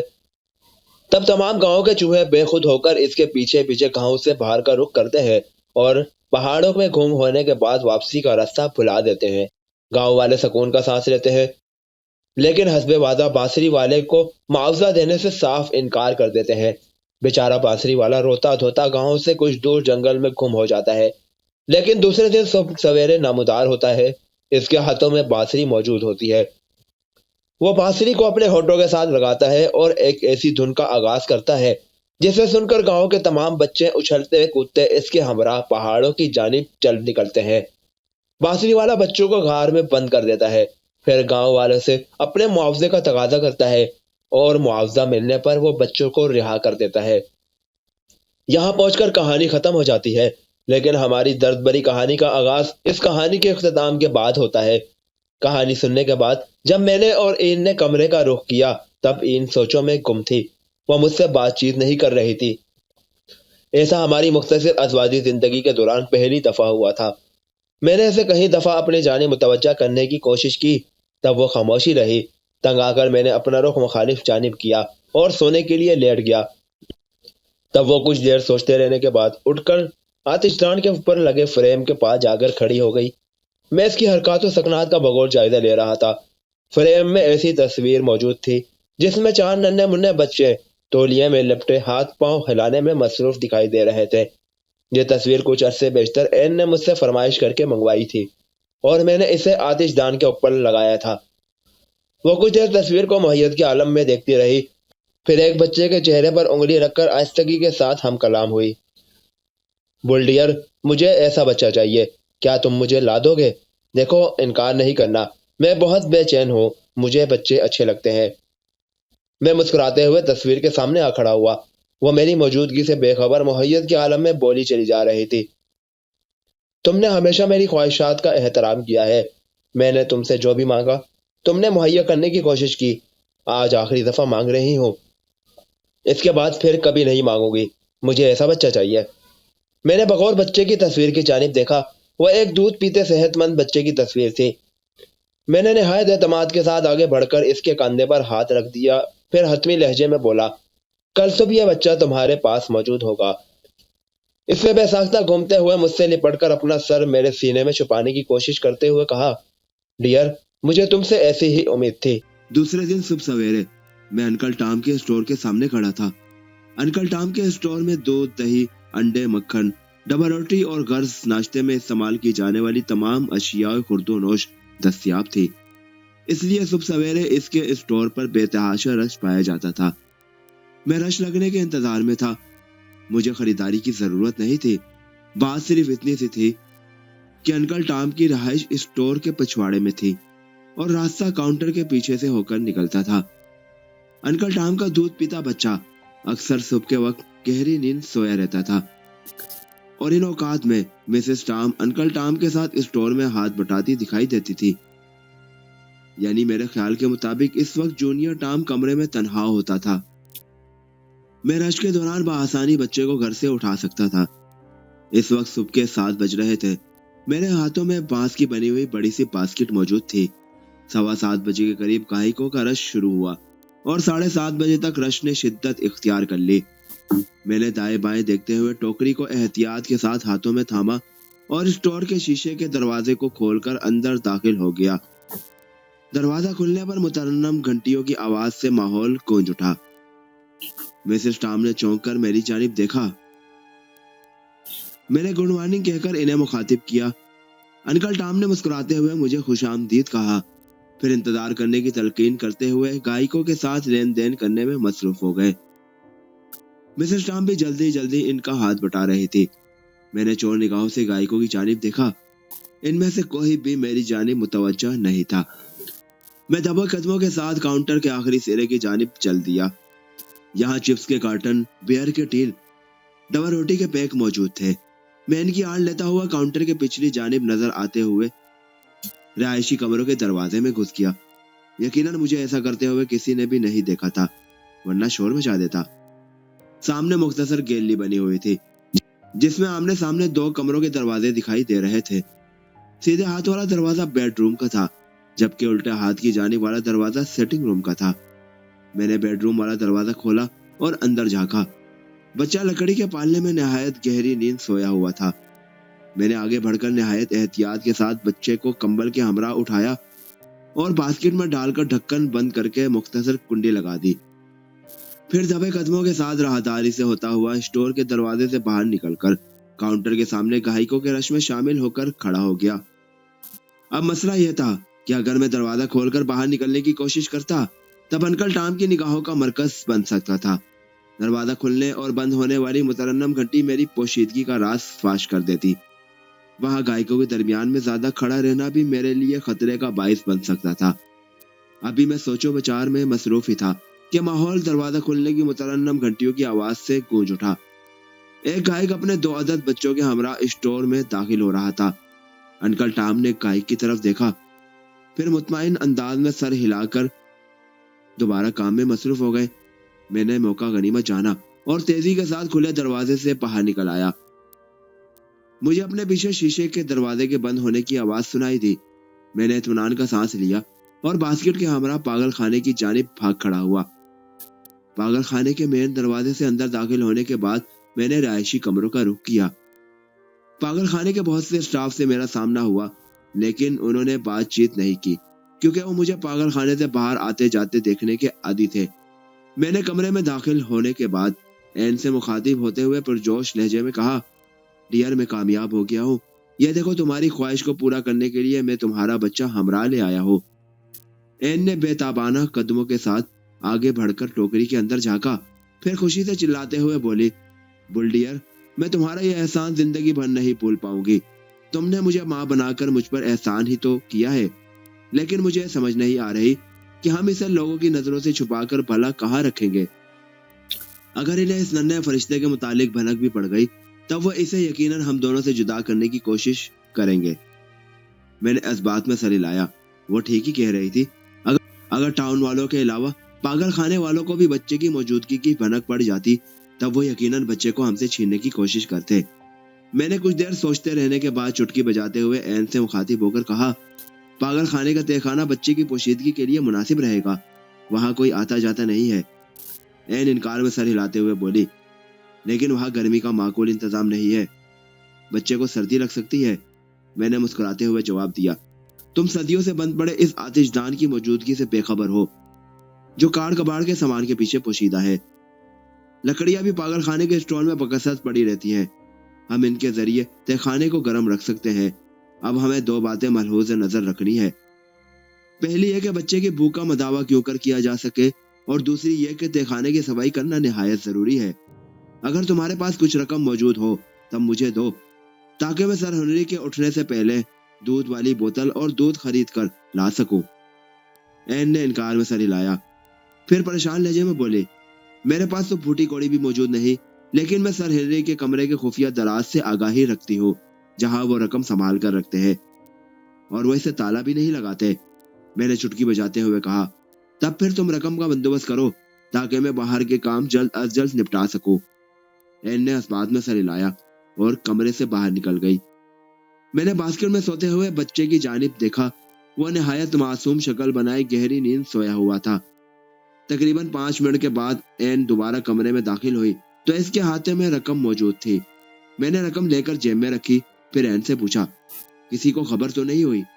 این نے انکار میں سر ہلاتے ہوئے جواب دیا، سر ہنری سوئے ہوئے تھے، کمرہ کھلا ہوا تھا تو میں نے اندر داخل ہو کر نہایت آسانی کے ساتھ رقم حاصل کر لی اور واپس چلی آئی۔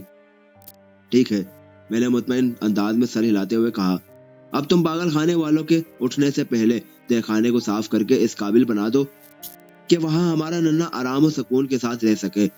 میں دودھ والی بوتل اور دودھ لے کر ابھی واپس آتا ہوں۔ این نے اس بات میں سر ہلایا۔ میں نے دروازہ کھولا اور باہر نکل گیا۔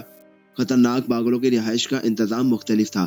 اس پاگل خانے میں علیحدہ کمرے کی سہولت بھی صرف مجھے اور این کو اس لیے حاصل تھی کہ ہماری شادی کو صرف 3 ہی دن گزرے تھے۔ علاوہ ازیں علیحدہ کمرے کی سہولت نادار تھی۔ میں نے پاگل خانے کا دروازہ کھولا اور باہر نکل آیا۔ مختلف راستوں سے ہوتا ہوا جب میں انکل ٹام کے جنرل اسٹور کے پاس پہنچا تب میں نے وہاں پولیس والوں کو موجود پایا۔ تمام ٹاؤن جنرل اسٹور کے ارد گرد جمع تھا، شاید تفتیش کا عمل شروع ہو گیا تھا۔ میں نے کدی کترائی اور 7 والی گلی میں گھستا چلا گیا۔ یہاں قریب ایک اور بڑا اسٹور بھی موجود تھا۔ میں نے وہاں سے دودھ کی بوتل اور دودھ خریدا، پھر خاموشی کے ساتھ پاگل خانے میں چلا آیا۔ این تہہ خانے کو صاف کرنے میں مصروف تھی۔ میں نے کام میں اس کا ہاتھ بٹایا۔ جونیئر ٹام اٹھ چکا تھا، لیکن چیخنے چلانے کے بجائے حیرت بھری نظروں سے تہہ خانے کے اجنبی ماحول کو دیکھنے میں مصروف تھا۔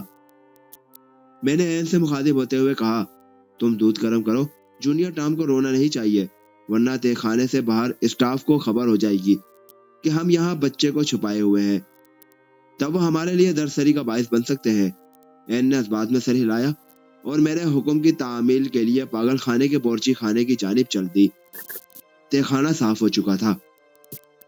میں نے آتش دان میں لکڑیاں اکٹھی کر کے رکھی اور ان پر مٹی کا تیل چھڑک کر آگ لگا دی۔ ماحول یخلک گرم ہونے لگا۔ تھوڑی دیر میں این دودھ گرم کر کے بوتل کے ہمراہ تہہ خانے میں لے آئی۔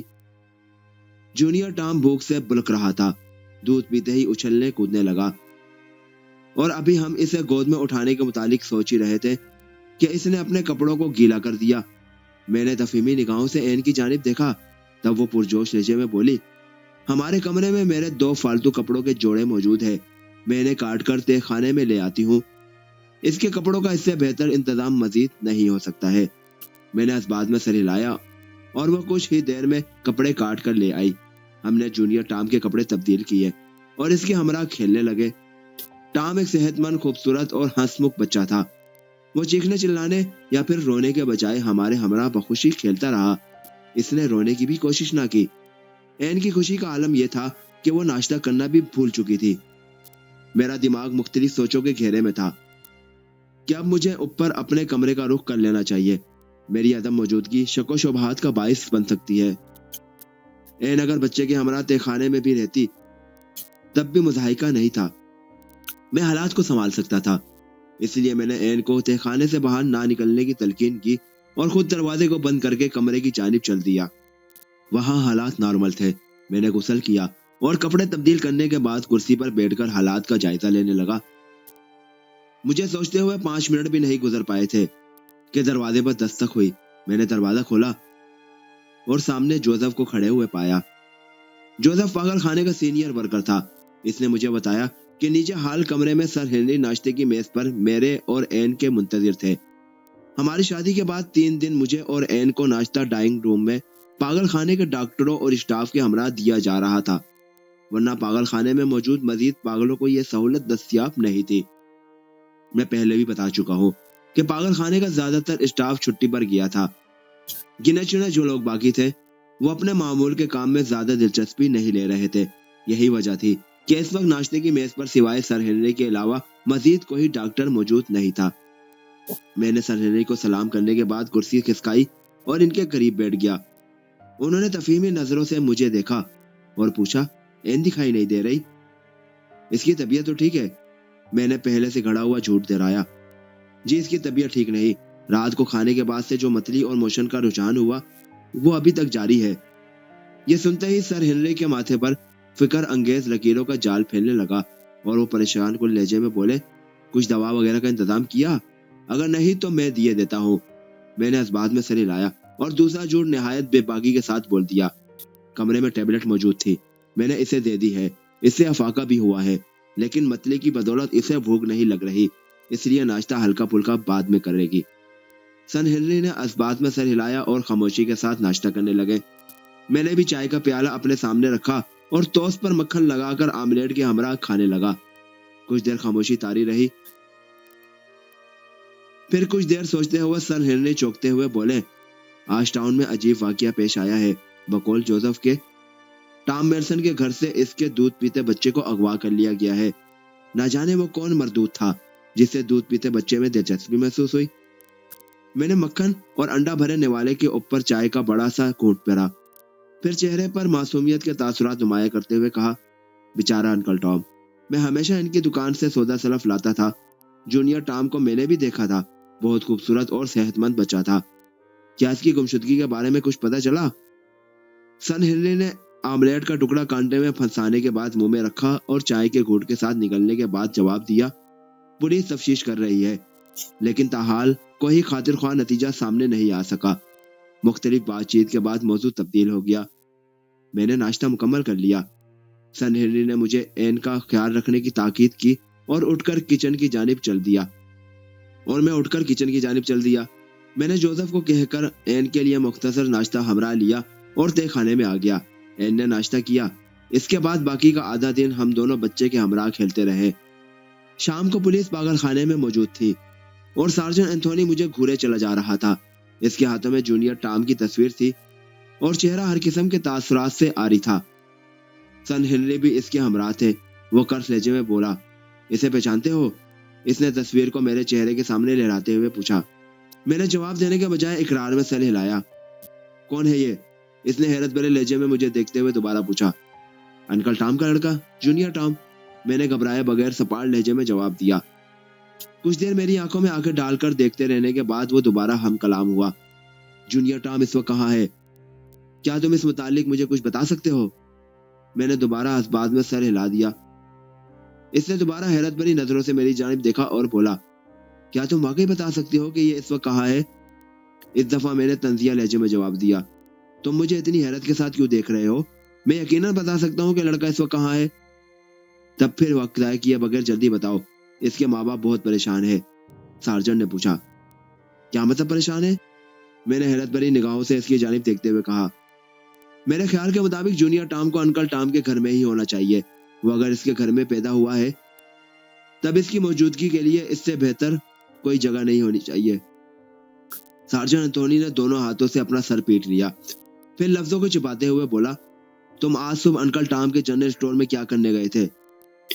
بہت سے ٹاؤن والے تمہاری وہاں موجودگی کے عینی گواہ ہیں۔ ان کے کہنے کے مطابق بچے کی گمشدگی سے کچھ پہلے تمہیں نہایت مختصر وقت کے لیے اسٹور میں دیکھا گیا تھا۔ فوراً سے بیشتر اپنی وہاں موجودگی کی وجہ بیان کرو۔ میں دوبارہ تنزیہ لہجے میں بولا، کسی جنرل اسٹور پر میری موجودگی کا مقصد اس کے علاوہ مزید کیا ہو سکتا ہے کہ میں سودا سلف لینے کی نیت سے ہی گیا ہوں گا؟ لیکن تم نے کوئی سودا سلف نہیں خریدا، سارجن انتھونی پھاڑ کھانے والے لہجے میں بولا۔ میں نے مطمئن لہجے میں سوچا سمجھا جواب نہایت معصومیت کے ساتھ دہرا دیا، جب جیب میں پیسے ہی موجود نہیں ہوں گے تب خریداری بلک کیوں کر ہو سکتی ہے؟ سن ہنری کی نگاہوں میں شک و شبہات کی پرچھائیاں رقص کرتی دکھائی دینے لگی۔ ظاہر ہے وہ اس بات سے بخوفی آگاہی رکھتے تھے کہ مجھے آج کے دن سودا سلف لانے کے لیے پاگل خانے سے باہر نہیں بھیجا گیا تھا۔ پھر بھلا انکل ٹام کی دکان پر میری موجودگی کیا معنی رکھتی تھی؟ دراصل بات کچھ یوں ہے، میں معاملے سے لطف اندوز ہوتے ہوئے بولا، سن ہنری اس بات سے واقف ہے کہ میری بیوی این کی طبیعت کل رات سے بہت خراب ہے۔ اسے متلی اور موشن کی بیماری لاحق ہے۔ صبح پاگل خانے میں مجھے کوئی بھی اٹھا ہوا نہیں ملا، سب سو رہے تھے، تو میں نے باہر کا رخ کیا۔ مجھے معلوم تھا کہ انکل ٹام کی دکان میں مختصر میڈیسن بھی دستیاب ہوتی ہے، لیکن دکان پر پہنچ کر مجھے یاد آیا کہ میں رقم لانا بھول گیا ہوں، اس لیے بغیر خریداری کیے واپس چلا آیا۔ یہ تو اچھا ہوا کہ کچھ ادویات کمرے میں موجود تھی، اس لیے مجھے دوبارہ دکان پر نہیں جانا پڑا۔ سارجن انتھونی نے اس بات میں سر ہلایا اور بولا، لیکن مجھے اطلاعات بھی ملی ہے کہ اس کے بعد تمہیں بازار میں دوبارہ دیکھا گیا۔ تم نے اس دفعہ جون کے جنرل اسٹور کا رخ کیا اور وہاں سے دودھ خریدا۔ یہ ایک غیر فطری بات تھی کہ تم نے دوبارہ ٹام کی دکان کا رخ کرنے کے بجائے ایک مخالف دکان کی طرف جانا بہتر سمجھا۔ معلومات کرنے پر مجھے یہ بھی پتہ چلا کہ یہ وہی وقت تھا جب ٹام کی دکان میں تفتیش کا عمل شروع کیا گیا تھا۔ میرے چہرے پر ایک رنگ آ کر گزر گیا، لیکن میں نے اپنے آپ کو فوراً سنبھال لیا اور مکمل خود اعتمادی کے ساتھ جواب دینے کی کوشش کی۔ میں نے ہمیشہ خریداری کے لیے انکل ٹام کی دکان کا ہی انتخاب کیا ہے، لیکن دودھ لانے کے لیے جب میں نے ان کی دکان کا رخ کیا تب شاید ان کی دکان پر تفتیش شروع ہونے کی بدولت رش کچھ زیادہ تھا۔ ان کی ناساز طبیعت کو ملحوظ نظر رکھتے ہوئے میں نے انکل جون کی دکان پر جانے کو مناسب سمجھا۔ سارجن نے بات درمیان میں کاٹ دی اور پوچھا، لیکن صبح صبح تمہیں دودھ کی ضرورت کیوں پیش آئی؟ این کے لیے، میں نے بساختہ جواب دیا۔ میں پہلے بھی بتا چکا ہوں کہ اس کی طبیعت کل سے ناساز ہے۔ سارجن نے اس بات میں سر ہلایا، پھر کچھ دیر سوچتے رہنے کے بعد دوبارہ حل کلام ہوا۔ تمہاری اطلاع کے لیے عرض ہے کہ لوگوں کی انفارمیشن کے بعد جب میں نے معلومات کا سلسلہ شروع کیا تب پوچھ گچھ کرتا ہوا جون کی دکان تک جا پہنچا۔ جون نے مختصر بات چیت کے بعد اس بات کا اعتراف کیا کہ تم کچھ دیر پہلے اس کے اسٹور پر آئے تھے۔ مزید استفسار پر اس نے بتایا کہ تم نے دودھ کے علاوہ شیشے کی بوتل اور نپل کی خریداری بھی کی تھی۔ تمہارے بیان کے مطابق دودھ تمہاری بیوی این کے لیے تھا، لیکن مجھے بات سمجھ نہیں آ رہی کہ دودھ کی بوتل بھلا تم نے کس کے لیے خریدی تھی؟ کیا تم یہ مجھے بتانا پسند کرو گے؟ مجھے اپنے سر پر پہاڑ ٹوٹتا ہوا محسوس ہوا۔ دودھ این کے لیے لانا ممکن تھا، لیکن شیشے کی بچوں والی بوتل؟ میرے پاس اس کا کوئی جواب نہیں تھا۔ پھر بھی میں نے آخری کوشش کرتے ہوئے جواب دیا، میں نے دودھ کے علاوہ انکل جون کی دکان سے بوتل نہیں خریدی، وہ جھوٹ بول رہا ہے۔ انتھونی مسکراتے ہوئے بولا، اسے جھوٹ بولنے کا کوئی فائدہ نہیں پہنچا، لیکن تمہیں جھوٹ بولنے سے فائدہ پہنچتا ہے، کیونکہ تم نے بچے کو پاگل خانے میں چھپا کر رکھا ہے۔ اب سچ سچ بتاؤ کہ بچہ کہاں ہے؟ میں جھوٹ نہیں بول رہا، بچہ پاگل خانے میں نہیں ہے۔ اگر تمہیں یقین نہیں آتا تب تم اسے پاگل خانے میں تلاش کر سکتے ہو۔ سارجن کھڑے ہوتے ہوئے بولا، میں ایسا ضرور کروں گا۔ اس نے خاموش بیٹھے سن ہنری کی جانب دیکھتے ہوئے پوچھا، آپ کو کوئی اعتراض تو نہیں؟ انہوں نے جواب دینے کے بجائے اسباب میں سر ہلا کر تلاشی لینے کی اجازت دے دی۔ تلاش کا کام ہمارے کمرے سے شروع کیا گیا۔ این کمرے میں موجود تھی۔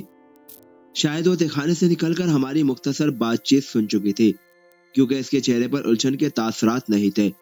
میں نے اسے حالات سے آگاہ کیا اور بتایا کہ سارجن انتھونی جونیئر ٹام کی تلاش میں پاگل خانے کی تلاشی لینے آ چاہتا ہے۔ انہیں کچھ غلط فہمی ہو چکی ہے، اس لیے میرے مطمئن کرنے کے باوجود ضد پر اڑے ہوئے ہیں کہ پاگل خانے کی تلاشی لیے بغیر وہ یہاں سے باہر نہیں جائیں گے۔ एन के चेहरे पर फिक्रमंदी के तासरात उभरने लगे, लेकिन वो मुंह से कुछ नहीं बोली। सार्जेंट एंथोनी ने अपने मातहतों को तलाश का हुक्म दिया और पागल खाने में फैलते चले गए। सार्जेंट हमारे कमरे में चला आया। तकरीबन पौन घंटे के बाद तमाम पागल खाने की तलाशी ली जा चुकी थी, लेकिन बच्चे का वहां नामो निशान भी मौजूद नहीं था। सार्जेंट ने हैरान होकर सन हेनरी की जानिब देखते हुए पूछा, क्या यहाँ छुपने की मजीद जगह मौजूद है, मसलन तहखाना या फिर कोई खुफिया कमरा वगैरह? सन हेनरी ने इस बात में सर हिलाते हुए जवाब दिया, हाँ तहखाना मौजूद है, लेकिन वहाँ काड़ कबाड़ के अलावा कुछ नहीं। सार्जेंट पुरजोश लहजे में बोला, तब फिर हमें तहखाने तक ले चलिए, हम इसे चेक करना चाहते हैं। यकीनन बच्चा तहखाने में ही छुपाया गया होगा। मेरे साथ आइए, मैं आपको तहखाने में लिए चलता हूँ, सन हेनरी ने जवाब दिया और किचन के पास वाक़िया स्टोर रूम के अंदर बनी तहखाने की सीढ़ियों की जानिब चल दिए। मैं और एन भी परेशान चेहरा लिए इनके हमरा थे। सीढ़ियां उतरकर जब हम तब तहखाने में दाखिल हुए, तब सन हेनरी के अलावा सार्जेंट की आंखों में भी उलझन के तासरात दिखाई देने लगे। साफ सुथरा तहखाना जिसमें सुलगता हुआ आतिशदान इस बात का मजहर था कि वो किसी की रिहाइश के लिए इस्तेमाल हो रहा है। सन हेनरी की हैरत भरी आवाज सुनाई दी, ये कैसे हो सकता है, इसे साफ किसने किया? सार्जेंट एंथोनी ने यकदम पूछा, क्या आज से पहले ये ऐसा नहीं था? सन हेनरी ने इनकार में से हिलाया। सार्जेंट के चेहरे पर सोच की परछाइयां रक्स करने लगी। फिर इसने अपने मातहत को इशारा किया और वो तहखाने की तलाशी लेने लगा। मैंने किन अखियों के साथ एन की जानिब देखा, इसके चेहरे पर इत्मीनान के तासुरात थे, जैसे सब कुछ इसकी मर्जी के मुताबिक हो रहा हो। इसके अलावा वो मुकम्मल तौर पर खामोश रही। तहखाने की मुकम्मल तलाशी ली गई, लेकिन वहां से किसी भी किस्म का सुराग नहीं मिल सका। यकीनन ये सब एन की कारस्तानी रही होगी। इसने छुपकर मेरी और सार्जेंट की बातचीत सुनने के बाद बच्चे के अलावा इसके कपड़े और बोतल भी छुपा दी थी। मैंने इत्मीनान का तवील सांस लिया। सार्जेंट एंथोनी की जगह मेरे चेहरे पर मरकूज थी। वो तंजिया लहजे में बोला, अभी सुकून का सांस मत लो, आगे बहुत से मरहले बाकी है। तहखाने की सफाई, आतिशदान की तपिश और तुम्हारे बच्चे की बोतल की खरीदारी इस बात का इजहार कर रही है कि यहाँ कोई रिहाइश पजीर था। तहखाने के इस्तेमाल का मकसद सिर्फ यही हो सकता है कि पागल खाने वालों की नजरों से पोशीदा रहकर गैर कानूनी सरगर्मियों में मुलविस रहना। मैं अभी जा रहा हूँ, लेकिन जल्द मुकम्मल सबूत के साथ वापस आऊंगा। इसने पांव पटके और तहखाने की सीढ़ियों की जानिब चल दिया। सार्जेंट के जाने के बाद सन हेनरी ने हम दोनों से मुख्तसर पूछताछ की। इनकी आंखों में शको शुबहात की परछाइयां मौजूद थी। यकीनन वो ये जानकर मायूसी महसूस कर रहे थे कि इनका शादी वाला तजुर्बा नाकाम रहा था। बाहर खैफ उन्होंने ज्यादा बातचीत करना मुनासिब नहीं जाना और खामोशी के साथ अपने कमरे में चले गए। मैंने एन का हाथ थामा और अपने कमरे में चला आया। कमरे के दरवाजे को कुंडी लगाने के फौरन बाद मैंने एन की जानिब देखते हुए इस्तफामिया लहजे में पूछा, बच्चा कहाँ है? यकीनन इसे तुमने छुपा दिया होगा ताकि हम दोनों गिरफ्तार न कर लिए जाए। एन ने इस बात में सर हिलाया और बोली, मैंने तुम्हारी और सार्जेंट की बातें सुन ली थी। मैंने बच्चे को इसके कपड़ों के हमरा छुपा दिया है और तुम मेरी अकल की दाद दोगे कि इतने पुलिस वाले सर तोड़ कोशिश करने के बावजूद भी इसे तलाश नहीं कर पाए। मैंने इस बात में सर हिलाया और इसे दाद देने के बाद बच्चे की पोशीदगी वाली जगह के मुतालिक दरियाफ्त किया। इसने फखरिया निगाहों से मेरी जानिब देखते हुए कपड़ों के इस ट्रंक की जानिब इशारा किया जिसमें हमारे कपड़े भरे हुए थे। जहां तक मुझे याद पड़ता था, पुलिस के सिपाही ने इसे भी खोलकर देखा था।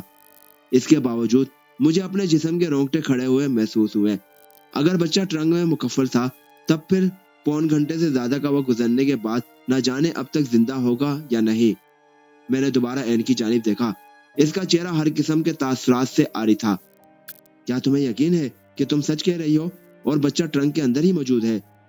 हाँ, इसने कुन जहन बच्चे की मानंद इकरार में सर हिलाते हुए जवाब दिया। वो यकीनन ट्रंक के अंदर ही मौजूद है। मेरे ख्याल के मुताबिक इससे बेहतर और कोई जगह पागल खाने में दस्तयाब हो ही नहीं सकती। मैंने सर को झटक कर दिमाग में उड़ते हुए बगोलों को मुंतशिर करने की कोशिश की और फिर आगे बढ़कर कपड़ों के ट्रंक के ढकने को झटके के साथ खोल दिया।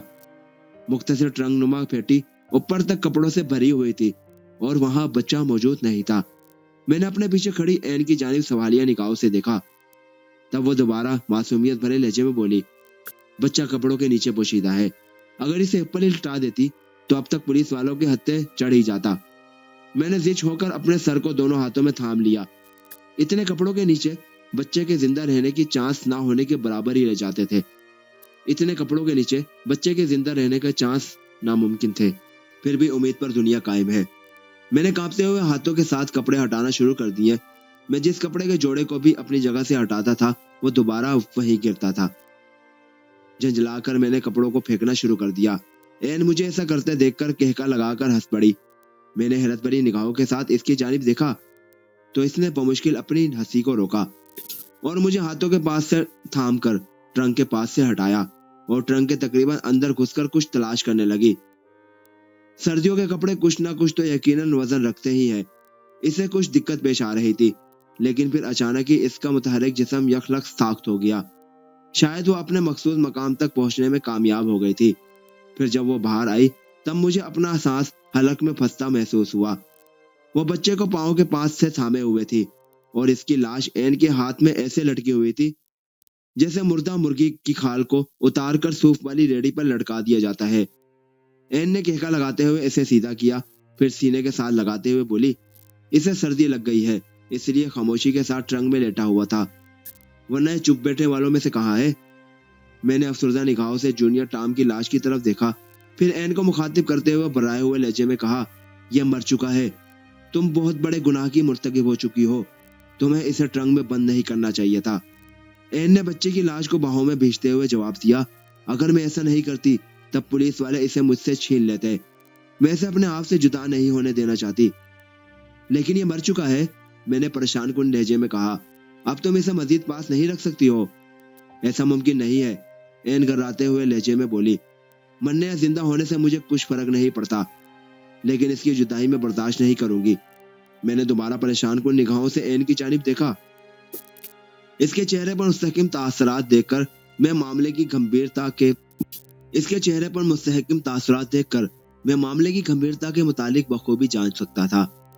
یعنی اگر میں اس سے بچے کو چھیننے کی کوشش کرتا تب وہ انتہائی اقدام اٹھانے سے گریز نہ کرتی، اور میں ایسا نہیں چاہتا تھا، اس لیے خاموش ہو گیا۔ وہ رات تک بچے کو سینے سے لگائے بیٹھی رہی۔ رات کا کھانا میں نے اسے زبردستی کھلایا۔ کھانے کے بعد جب وہ مختصر وقت کے لیے ٹوائلٹ گئی تب میں نے بچے کی لاش کو اٹھا کر دیکھ خانے میں موجود لکڑیوں کے ڈھیر میں چھپا دیا، پھر مختصر کپڑوں کے ڈھیر کے ساتھ ایک مصنوعی گڑیا کا بے ڈھنگ کا وجود بنا کر اسے کپڑوں میں لپیٹ کر بستر پر رکھ دیا۔ این نے باتھ روم سے باہر نکلتے ہی پہلی نگاہ بچے کے بے ڈھنگ کے وجود پر ڈالی۔ اس کے دماغ نے فوراً تبدیلی کو محسوس کر لیا، لیکن میں نے معاملے کو سنبھالتے ہوئے اسے سمجھایا کہ جونیئر ٹام کو ٹرنک میں سردی لگ کر بخار چڑھ گیا ہے، اس لیے میں نے اسے کپڑوں کے اندر اچھی طرح پیک کر دیا ہے تاکہ اسے مزید سردی نہ لگ سکے۔ بہتری اسی میں ہے کہ اب اسے دوبارہ کپڑوں میں سے باہر نہیں نکالا جائے۔ این نے مطمئن انداز میں سر ہلایا، پھر کپڑوں پر مشتمل بے ڈھنگ کے وجود کو اٹھا کر سینے کے ساتھ لگا لیا اور کچھ دیر سوچتے رہنے کے بعد دوبارہ بولی، جونیئر ٹام کا وزن بہت کم ہو گیا ہے، میرے خیال میں شاید اسے ایسا بخار کی وجہ سے ہوا ہے، ہمیں اسے دودھ پلا دینا چاہیے، کہیں اس کی طبیعت مزید خراب نہ ہو جائے۔ میں نے مسکراتے ہوئے جواب دیا، تمہارا خیال نہایت عقل مندانہ ہے، لیکن تمہارے باتھ روم جانے کے بعد میں بچے کو دودھ پلا چکا ہوں، اب اسے صرف گہری نیند کی ضرورت ہے، تم اسے ہلائے بغیر بستر پر لٹا دو تاکہ یہ پرسکون نیند سو سکے۔ این نے اس بات میں سر ہلایا اور کپڑوں کے بے ڈھنگ کے وجود کو احتیاط کے ساتھ بستر کے کنارے پر لٹا کر اس کے ہمراہ بستر پر لیٹ گئی۔ میں نے آگے بڑھ کر لائٹ آف کر دی، پھر این کے ہمراہ بستر کے دوسرے جانب لیٹ گیا اور اس کے سونے کا انتظار کرنے لگا۔ رات کے 12 بجے کمرہ این کے خراٹوں کی آواز سے گونجنے لگا۔ میں نے احتیاط کے ساتھ کمبل کو ایک جانب ہٹایا اور بستر سے نیچے اتر آیا۔ میں نے کپڑے تبدیل کیے، جوتے پہنے، پھر نیچے تہخانے سے بچے کی لاش اور کھدائی کے اوزار اٹھائے اور نہایت خاموشی کے ساتھ پاگل خانے کی دیوار کو پھاند کر باہر نکل آیا۔ پاگل خانے کے گیٹ کو نہایت طاقتور تالے سے مکفل کر دیا جاتا ہے۔ یہ تالا صبح کے قریب کھولا جاتا ہے۔ پاگل خانے سے کچھ دور شیل ٹاؤن کا سرسبز و شاداب قبرستان واقع ہے۔ میں نے بچے کی لاش کو ایک جانب رکھا اور زمین کھودنے لگا۔ مٹی ہموار اور نرم تھی، اس لیے قبر آسانی کے ساتھ کھدتی چلی گئی۔ قبر تیار کرنے کے بعد جب میں نے بچے کی لاش کو اندر ڈال کر اسے ہموار کیا تب شیل ٹاؤن کی جانب سے لوگوں کے چیخنے چلانے کی آواز سنائی دی۔ میں نے ہڑبڑا کر اوزار اٹھائے اور یہ سوچتے ہوئے ٹاؤن کی جانب بھاگ کھڑا ہوا کہ شاید پاگل خانے والوں کو میرے باہر نکلنے کی اطلاع مل گئی ہے اور مجھے ڈھونڈنے کے لیے ٹاؤن کا رخ کر چکے ہیں۔ لیکن ٹاؤن میں پہنچ کر مجھے مختلف صورتحال کا سامنا کرنا پڑا۔ لوگ جوگ تر جوگ پاگل خانے کی جانب منہ اٹھائے بھاگے چلے جا رہے تھے۔ میں نے پاگل خانے والی سمت نگاہ دوڑائی، وہاں آگ کے شعلے اڑتے دکھائی دیے۔ میرے ہاتھوں سے اوزار چھوٹ کر نیچے گر گئے اور میں بھی سر پٹ پاگل خانے کی جانب بھاگ کھڑا ہوا۔ عمارت کے قریب پہنچنے پر میں نے شعلوں کو آسمان سے باتیں کرتے ہوئے دیکھا۔ آگ باہر کے تمام راستوں کو کور کر چکی تھی، اس لیے اندر جانا ممکن نہیں تھا۔ لوگ باہر کھڑے تماشا دیکھنے میں مصروف تھے، لیکن عملی قدم اٹھانے کی ہمت کسی میں بھی موجود نہیں تھی۔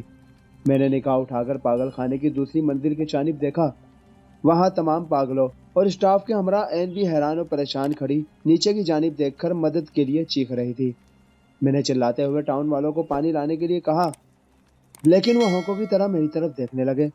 پھر ایک آدمی نے چلاتے ہوئے بتایا کہ فائر بریگیڈ والوں کو فون کیا جا چکا ہے، لیکن ان کے آنے میں ابھی کچھ وقت لگے گا۔ میں نے حیرت بھری نگاہوں سے ٹاؤن کے رہائشیوں کی جانب دیکھتے ہوئے پوچھا، اگر فائر بریگیڈ والے صبح آئیں تب کیا تم انہیں یوں جل کر مر جانے دو گے؟ انہوں نے انکار میں سر ہلاتے ہوئے جواب دیا، اگر ایسا ہوا تب مزید کچھ سوچنا پڑے گا، لیکن اس وقت ہم ان پاگلوں کے لیے خود کو خطرے میں نہیں ڈال سکتے۔ میں نے غصے کی شدت پر قابو پاتے ہوئے اس کے چہرے پر مکہ رسید کر دیا تو وہ پیچھے کھڑے تماشائیوں کے درمیان جا گرا۔ ابھی وہ سنبھلنے بھی نہیں پایا تھا کہ میں نے آگے بڑھ کر پاگل خانے کے جلتے ہوئے دروازے میں سے اندر چھلانگ لگاتی۔ مجھے اپنے پیچھے لوگوں کے چیخنے چلانے اور روکنے کی آوازیں سنائی تھی، لیکن میں نے توجہ نہیں دی، بلکہ اندھا دھند دوسری منزل پر جانے والی سیڑھیوں کی جانب بھاگتا چلا گیا۔ وہاں ہر جانب آگ کی لپیٹیں اڑتی ہوئی دکھائی دے رہی تھی۔ کچھ ہی دیر میں میرے جسم کو آگ نے گھیرے میں لے لیا۔ آگ اور دھوئے کی بدولت بے دم ہو کر میں زمین پر گرتا چلا گیا۔ آگ میں گھسنا حماقت تھی اور فرار ہونا ممکن نہیں تھا۔ اس بات کی سمجھ مجھے اس وقت آئی جب وقت گزر چکا تھا۔ بل اچانک خاموش ہو گیا۔ میں نے سوالیہ نگاہوں سے اس کی جانب دیکھتے ہوئے پوچھا، پاگل خانے میں آگ کس نے لگائی تھی؟ بل نے جواب دیا، این نے۔ اس نے مجھے جونیئر ٹام کی لاش کے ہمراہ پاگل خانے کی دیوار کو پھلانگتے ہوئے دیکھ لیا تھا۔ میرے پیچھے وہ دیوار تو نہیں پھلانگ سکی، اس لیے غصے کی شدت پر قابو نہ پاتے ہوئے اس نے تمام پاگل خانے کی دیواروں پر مٹی کا تیل چھڑک کر آگ لگا دی۔ اس انتقامی کارروائی کے نتیجے میں میرے ہمراہ تقریباً تمام پاگل خانے کے عملے اور پاگلوں کی موت واقع ہوئی۔ یہ سب پاگلوں کی روحیں ہیں، اس نے بت بنے بیٹھے لوگوں کی جانب اشارہ کرتے ہوئے کہا، اور انہیں صدمہ صرف اس بات کا ہے کہ حادثے والی رات ان کی مدد کے لیے ٹاؤن کے کسی بھی افراد نے آگے بڑھنے کی کوشش نہیں کی۔ وہ صبح تک پاگل خانے کی عمارت کو جلتے دیکھتے رہے، لیکن انہوں نے فائر بریگیڈ کے عملے کے انتظار کے علاوہ کوئی عملی قدم نہیں اٹھایا۔ صبح فائر بریگیڈ کی آمد کے بعد آگ کو بجھایا گیا، پھر جلی ہوئی لاشوں کو باہر نکال کر قریبی قبرستان میں دفن کر دیا گیا، اور ہماری روحیں بھٹکتی رہیں۔ میں نے ان کے ہمراہ تمام روحوں کو اکٹھا کیا، پھر انہیں ٹاؤن والوں کی غداری سے آگاہ کرنے کے بعد انتقام لینے کی نصیحت کی۔ اب مسئلہ یہ ہے کہ ہم ہوا پر مشتمل روحوں کی صورت اختیار کر چکے ہیں۔ کسی ٹھوس اجسام سے ٹکر لینے کے لیے ہمیں کسی ایسے جسم کی ضرورت تھی جو بلا چوچرا کیے بغیر ہمارا حکم ماننے کو تیار ہو جائے۔ ایسا ہونا بظاہر ممکن نہیں تھا، لیکن کافی دنوں کی عرق ریزی کے بعد میں نے اس کا حل بھی تلاش کر لیا۔ کھلونوں کی اس دکان میں جانوروں کے مجسموں کے علاوہ انسانوں کے مجسمے بھی دستیاب تھے۔ ہم رات کو دکان کے اندر داخل ہوتے، پھر مجسموں میں گھسنے کے بعد باہر نکلتے اور قتل و غارت گری کا بازار گرم کرتے تھے۔ ٹونی نے بات درمیان میں کاٹتے ہوئے پوچھا، بول تمہارے کہنے کے مطابق تم کسی بھی ٹھوس اجسام سے ٹکر نہیں لے سکتے ہو، پھر بھلا تم نے گزشتہ رات میرے دکان کا تالا کیسے کھولا؟ بول زیر لب مسکراتے ہوئے بولا، اس وقت میں سانتا کلاس کا روپ دھارن کیا ہوا تھا۔ اس کے علاوہ تمہاری دکان کی دوسری چابی بھی ہمارے پاس موجود ہے، یہ ہم نے دکان کے پہلے مالک کی چابی چین سے چرائی تھی۔ یاد رہے اس کے پاس دکان کی 2 چابیاں تھیں۔ بہرحال اب مسئلہ یہ ہے کہ این اس بات پر بضد ہے کہ اسے بچہ چاہیے، جیتا جاگتا ہنستا کھیلتا بچہ۔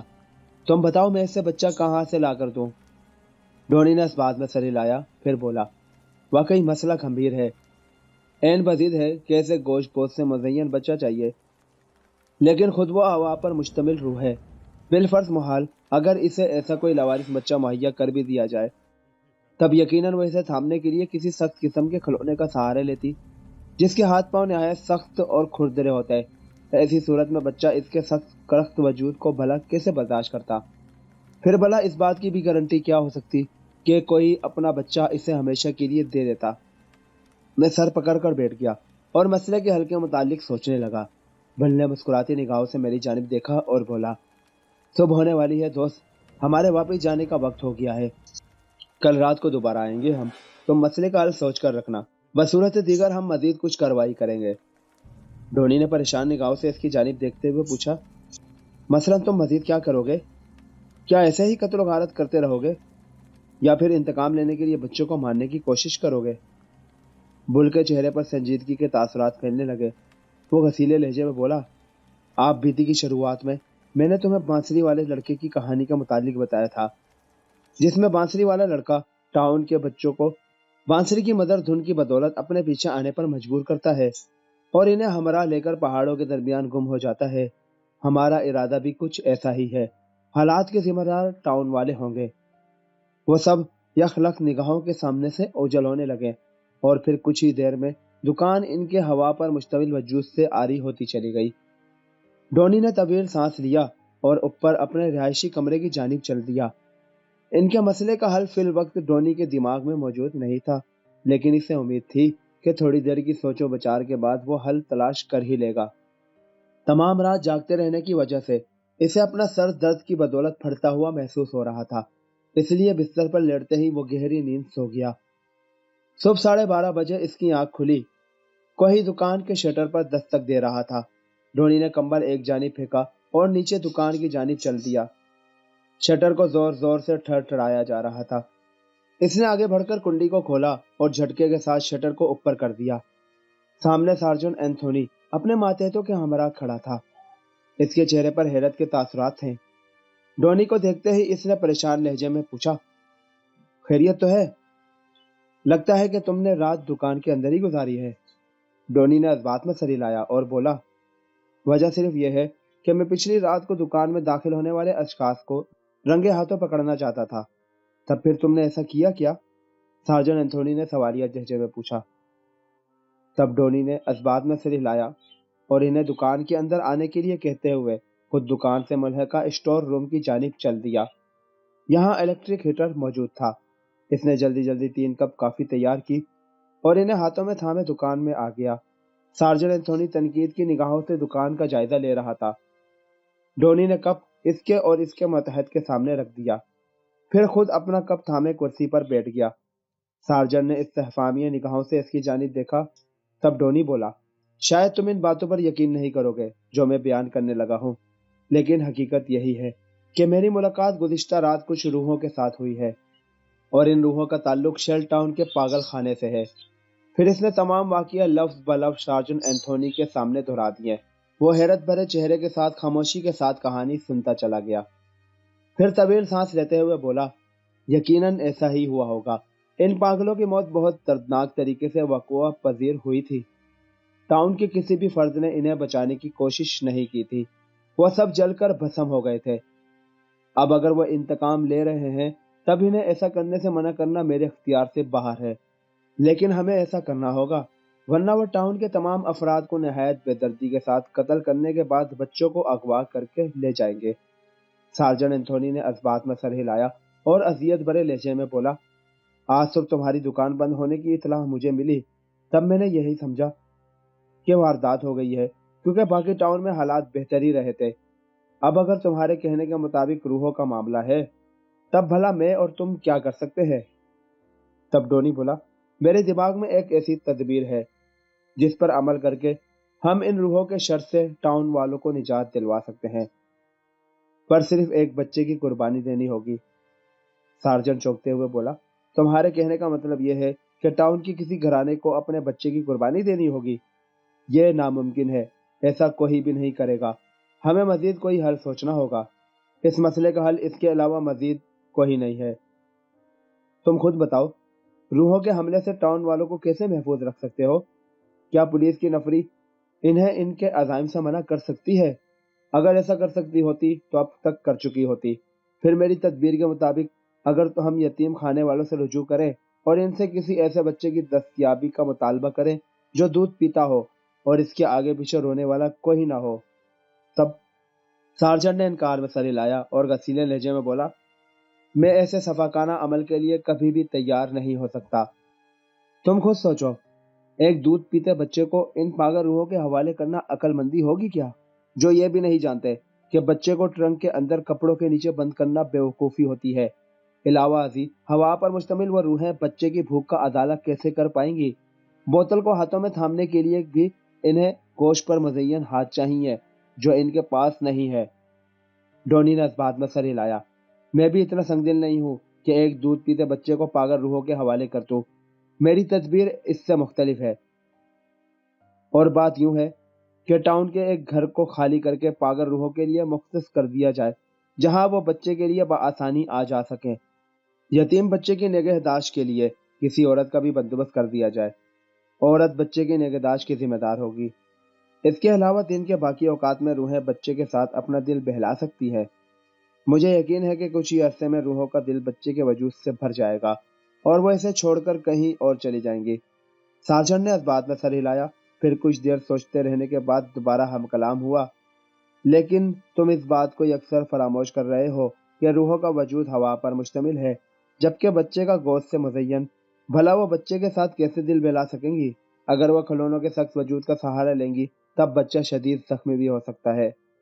واقعی اس پہلو کے متعلق میں نے نہیں سوچا، ٹونی نے اس بات میں سر ہلاتے ہوئے جواب دیا۔ لیکن مجھے سوچنے کی ضرورت بھی نہیں ہے، اس مسئلے کے متعلق وہ خود سوچیں گی۔ میں رات کو تدبیر ان کے سامنے رکھ دوں گا، دیکھتا ہوں وہ کیا جواب دیتی ہیں۔ سارجن نے اس بات میں سر ہلایا اور دکان سے باہر نکل گیا۔ رات کے 12 بجے تمام روحیں دکان کے اندر موجود تھی۔ این اور بل کی روح کاؤنٹر پر بیٹھی تھی، جبکہ باقی سب حسب معمول نیچے زمین پر۔ این کے چہرے پر اداسی کے تاثرات ہیں اور بل تعصب بھری نگاہوں سے اس کی جانب دیکھ رہا تھا۔ ڈونی نے جب اپنی تدبیر بل کے سامنے دہرائی تب بل انکار میں سر ہلاتے ہوئے بولا، نہیں، ایسا ممکن نہیں ہو سکتا۔ این بچے کی جدائی برداشت نہیں کر پائے گی، یہ تدبیر ناقابل عمل ہے۔ تم کچھ مزید سوچو، کل کرسمس کی رات ہے اور مجھے امید ہے کہ تم ضرور کوئی بہتر حل تلاش کر لو گے۔ ڈونی نے بیچارگی کے عالم میں بل کی روح کی جانب دیکھا اور بولا، مجھے نہیں لگتا کہ میں تمہارے گھمبیر مسئلے کا حل تلاش کر پاؤں گا۔ مسئلے کا حل ڈھونڈنا آسان نہیں ہے، اگر تم خود ایسا کرو تب زیادہ بہتر ہوگا۔ تب بل بولا، ہمارے پاس مسئلے کے حل کے بجائے انتقام لینے کی تدبیر موجود ہے۔ کارروائی کے متعلق تمہیں کل معلوم ہو جائے گا۔ آج کی رات ٹاؤن میں ہماری آخری رات ہے۔ کل سے ہم ٹاؤن کو چھوڑ کر کہیں اور چلے جائیں گے، لیکن اپنے پیچھے پرچھائیوں کی چھاپ چھوڑ جائیں گے تاکہ آئندہ آنے والوں کی نسلیں ہمیں یاد رکھ سکیں۔ تم کیا کرنے والے ہو؟ ڈونی نے پریشان لہجے میں پوچھا۔ کچھ بھی نہیں، کل تمہیں خود ہی معلوم ہو جائے گا۔ اس مختصر بات چیت کے بعد تمام روحیں وقتاً فوقتاً غائب ہونے لگی۔ ڈونی نے کندھے اچکائے اور دکان کے اوپر بنے اپنے رہائشی کمرے کی جانب چل دیا۔ کمرے میں بستر لگا ہوا تھا۔ ڈونی نے لحاف کو سر تک اڑا اور سونے کی کوشش کرنے لگا۔ رات نہایت سرد اور طویل ثابت ہوئی۔ تمام رات طوفانی ہواؤں کی بدولت ٹاؤن کا ماحول سنسناتا رہا۔ صبح کے قریب خاموشی طاری ہو گئی۔ ڈونی نے اٹھ کر کافی کے لیے پانی الیکٹرک ہیٹر پر رکھا اور کمرے کی کھڑکی کو کھول دیا۔ آسمان سفید بادلوں کے گھیرے میں تھا۔ روحی کے سفید گالوں کی بدولت منظر صاف دکھائی نہیں دیتا تھا۔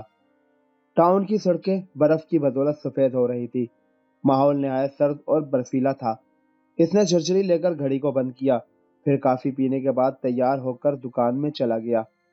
حالات معمول کے مطابق تھے، لیکن دکان کے درمیان میں سے سانتا کلاس کا مجسمہ غائب تھا۔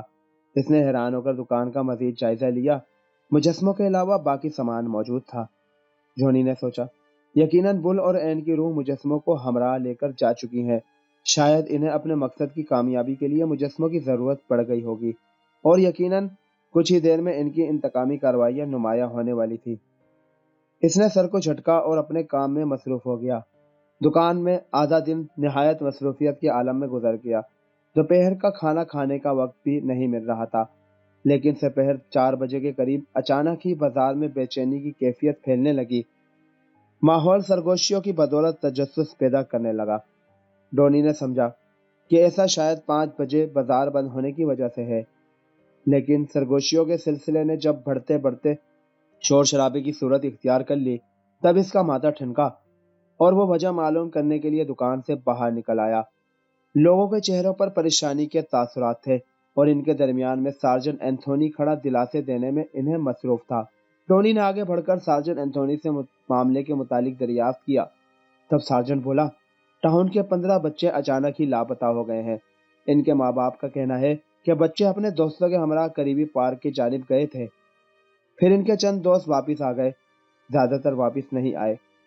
گمشدہ بچوں کے دوستوں سے پوچھ گچھ کرنے پر صرف اتنا معلوم ہوا کہ پارک کے باہر سانتا کلاس باراسنگھے کے ساتھ جتی ہوئی بگی میں موجود تھا۔ بچوں نے بگی میں بیٹھنے کا تقاضا کیا، تب سانتا کلاس نے انہیں بگی میں بیٹھنے کی اجازت دے دی۔ اس کے ہمراہ ایک بوڑھی عورت بھی برجمان تھی، جس کے ہاتھوں میں لاٹھی موجود تھی۔ لاٹھی کے اوپر عقاب کی تصویر منقش تھی۔ سانتا کلاس نے باراسنگھے کو چابک رسید کیا، تب باراسنگھا ٹاؤن سے کچھ ہٹ کر جنگلات کی جانب بھاگ کھڑا ہوا۔ اس کے بعد وہ باراسنگھے کی سواری اور سانتا کلاس دوبارہ دکھائی نہیں دیا۔ تب ہم بچے مایوس ہو کر ٹاؤن کی جانب چلے آئے۔ ڈونی نے سارجن اینتھونی کو دکان میں آنے کی دعوت دی اور دکان کی جانب چل دیا۔ سارجن اینتھونی اس کے پیچھے تھا۔ دکان میں داخل ہونے کے بعد ڈونی نے سانتا کلاس کے مجسموں کی خالی جگہ کی جانب اشارہ کرتے ہوئے کہا کہ دونوں مجسموں کو یہاں سے چرایا گیا ہے۔ باراسنگھا اور رتھ انہیں کہاں سے دستیاب ہوا میں نہیں جانتا۔ سارجن اینتھونی نے جگہ کا معائنہ کیا، پھر ڈونی سے مخاطب ہوتے ہوئے بولا، یقیناً وہ ایسا کچھ دن پہلے بھی کر چکے ہیں اور شاید تمہارے دکان خریدنے سے پہلے بھی جانوروں کے بت بھرے مجسموں میں گھس کر انہیں اپنے مقصد کی تکمیل کے لیے استعمال کرتے رہے ہیں۔ ڈونی نے اس بات میں سر ہلایا، تب وہ پریشان لہجے میں بولا، لیکن آج تو انہوں نے حد ہی پار کر دی۔ 15 بچوں کو اغوا کر لیا۔ ابھی تک اغوا کی خبر ٹاؤن سے باہر نہیں گئی۔ اگر چلی گئی تب ہماری بہت بدنامی ہوگی۔ ڈونی نے دوبارہ اس بات میں سر ہلایا، پھر اسے روحوں کے ساتھ گزشتہ رات والی میٹنگ کے متعلق بتایا اور اسے سمجھایا کہ وہ ایک کہانی کو اپنانے کی کوشش کر رہے ہیں جس کے مطابق ہیرو بانسری بجا کر بچوں کو ہمراہ لے کر جنگل میں غائب ہو جاتا ہے اور بعد میں معاوضے کا تقاضا کرنے کے بعد بچوں کو رہا کر دیتا ہے۔ ڈونی نے اسے دلاسا دیتے ہوئے کہا کہ اسے پریشان ہونے کی ضرورت نہیں ہے، کچھ دنوں میں پاگلوں کا تقاضا سامنے آنے کے بعد معلوم ہو جائے گا کہ بچے جنگل میں کہاں موجود ہیں۔ سارجن اینتھونی بولا، پاگلوں کے تقاضے کے متعلق ہم سب بخوبی آگاہی رکھتے ہیں اور تقاضے کی فراہمی ہمارے اختیار سے باہر ہے، پھر بھلا وقت کیوں ضائع کریں؟ ہمیں بچوں کی تلاش میں جنگل کا رخ کر دینا چاہیے۔ نہ جانے سرد رات کے دوران وہ پاگل روحیں انہیں کہاں چھپاتی پھر رہی ہوں گی۔ ڈونی نے گھڑی کی جانب دیکھتے ہوئے جواب دیا، 5 بجنے والے ہیں، روحوں کے باہر نکلنے کا وقت قریب ہے۔ کیا ایسے اوقات میں تم جنگل کی جانب جانے کی جسارت کرو گے؟ میرا مشورہ یہ ہے کہ ایسے اوقات میں وہ تمہیں نقصان پہنچانے سے گریز نہیں کریں گی۔ علاوہ ازیں میرا مزید مشورہ یہ ہے کہ تم بچوں کے ماں باپ کے ہمراہ آج رات میری دکان میں بسر کرو۔ اگر وہ رات کو دکان میں آتی ہیں تب ہم باقی کا معاملہ گفت و نشید کے ذریعے حل کرنے کی کوشش کر سکتے ہیں۔ سارجن اینتھونی نے فوراً اس بات میں سر ہلاتے ہوئے جواب دیا، ٹھیک ہے، میں بچوں کے ماں باپ کو منانے کی کوشش کرتا ہوں۔ تمہاری دکان کے اوپر کمرے میں اتنی جگہ موجود ہے جہاں وہ سب سما سکیں؟ ڈونی انکار میں سر ہلاتے ہوئے بولا، کمرے میں اتنی جگہ موجود نہیں، اس لیے بچوں کے والدین میں سے صرف مردوں کا انتخاب کیا جائے گا۔ کمرے میں 15-20 افراد پھنس پھنسا کر رات اطمینان کے ساتھ گزار سکتے ہیں۔ دکان میں رات گزارنے میں یہ قباحت پائی جاتی ہے کہ اتنے لوگوں کی موجودگی میں نہ جانے روحیں دکان کا رخ کرتی بھی ہیں یا نہیں۔ سارجن اینتھونی نے اس بات میں سر ہلایا اور دکان سے باہر کی جانب چل دیا۔ تھوڑی دیر بعد بچوں کے باپ سارجن کے ہمراہ دکان میں موجود تھے۔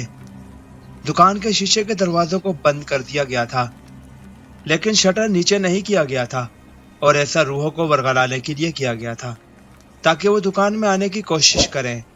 ڈونی نے دکان کے درمیان میں سے تمام پرندوں کے مجسموں کو ہٹا کر جگہ کو وسیع کرنے کی کوشش کی۔ درمیان والی جگہ پر اسٹور روم میں موجود چند کرسیاں رکھ کر کالج کو کسی کلاس کی شکل دے دی گئی۔ مقصد صرف یہ تھا کہ ان کرسیوں پر بچوں کے والدوں کو بٹھا کر تفصیلی گفت و نشید کے ذریعے معاملے کو حل کرنے کی کوشش کی جا سکے۔ دکان میں گیس کا ہیٹر لگانے کے بعد ڈونی نے اوپر اپنے رہائشی کمرے کا رخ کیا۔ بچوں کے والدوں کے چہروں پر خوف و پریشانی کے تاثرات تھے۔ کسی روح کے ساتھ بات چیت کرنے کا یہ ان کا پہلا اور شاید آخری اتفاق تھا۔ ڈونی نے انہیں دلاسا دیا اور بتایا کہ وہ روح نہایت بے ضرر اور معصوم ہے दिमागी तौर पर पागल होने की बदौलत कुछ बेवकूफ जरूर है, लेकिन इनका वजूद नुकसान पहुंचाने का बायस नहीं बन सकता। सार्जन एंथोनी ने तंजिया अंदाज में सर हिलाया और बोला, बिल्कुल, इनके हवा पर मुश्तमिल वजूद नुकसान पहुंचाने के काबिल नहीं है। टाउन में इतने दिनों से जो कत्ल गारत हो रही है वह सब तो इत्तफाकिया है, इनमें इन रूहों का बिल्कुल भी हाथ नहीं। डोनी घसीले लहजे में बोला, हर अमल का रद्द अमल होता है, वो भी रद्द अमल था, या फिर कुछ गलत फहमियां थी। मैं इन गलत फहमियों को दूर करने की कोशिश कर तो रहा हूँ। मेहरबानी करके तुम मामले को बिगाड़ने की कोशिश मत करो, वरना हालात मजीद खराब हो सकते हैं। सार्जन ने कंधे उचकाए और खामोश होकर बैठ गया। डोनी ने भी कमरे के एक कोने में बैठकर इंतजार करने को बेहतर जाना। इंतजामात मुकम्मल थे, अब सिर्फ रूहों का इंतजार ही बाकी था। रात के 12 बजे डोनी को नीचे दुकान में सरगोशियों की आवाज सुनाई दी। वो यकीनन दुकान में आ चुके थे। डोनी ने सार्जन और बच्चों के वालिदों को इनकी आमद के मुतालिक बताया और मुहतात कदमों के साथ नीचे सीढ़ियों की जानिब चल दिया। दुकान में बुल और एन की रूह तक के अलावा मजीद रूहें मौजूद नहीं थी। डोनी को दुकान में दाखिल होते देखकर बुल बोला, ये क्या माजरा है? तुमने दुकान की सेटिंग क्यों चेंज कर दी? कहीं इसे फरोख्त करने का इरादा तो नहीं है?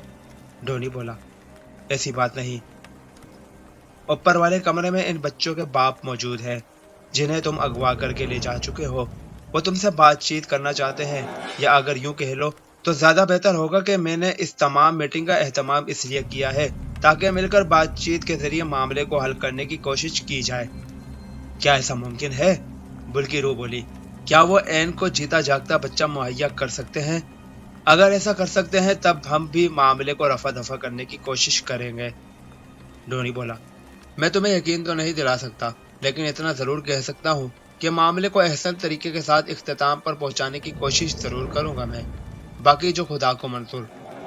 बुल ने इस बात में सर हिलाया, फिर बोला, ठीक है, हम तुम पर एतमाद कर सकते हैं, क्योंकि तुम टाउन से बाहर के रहने वाले हो।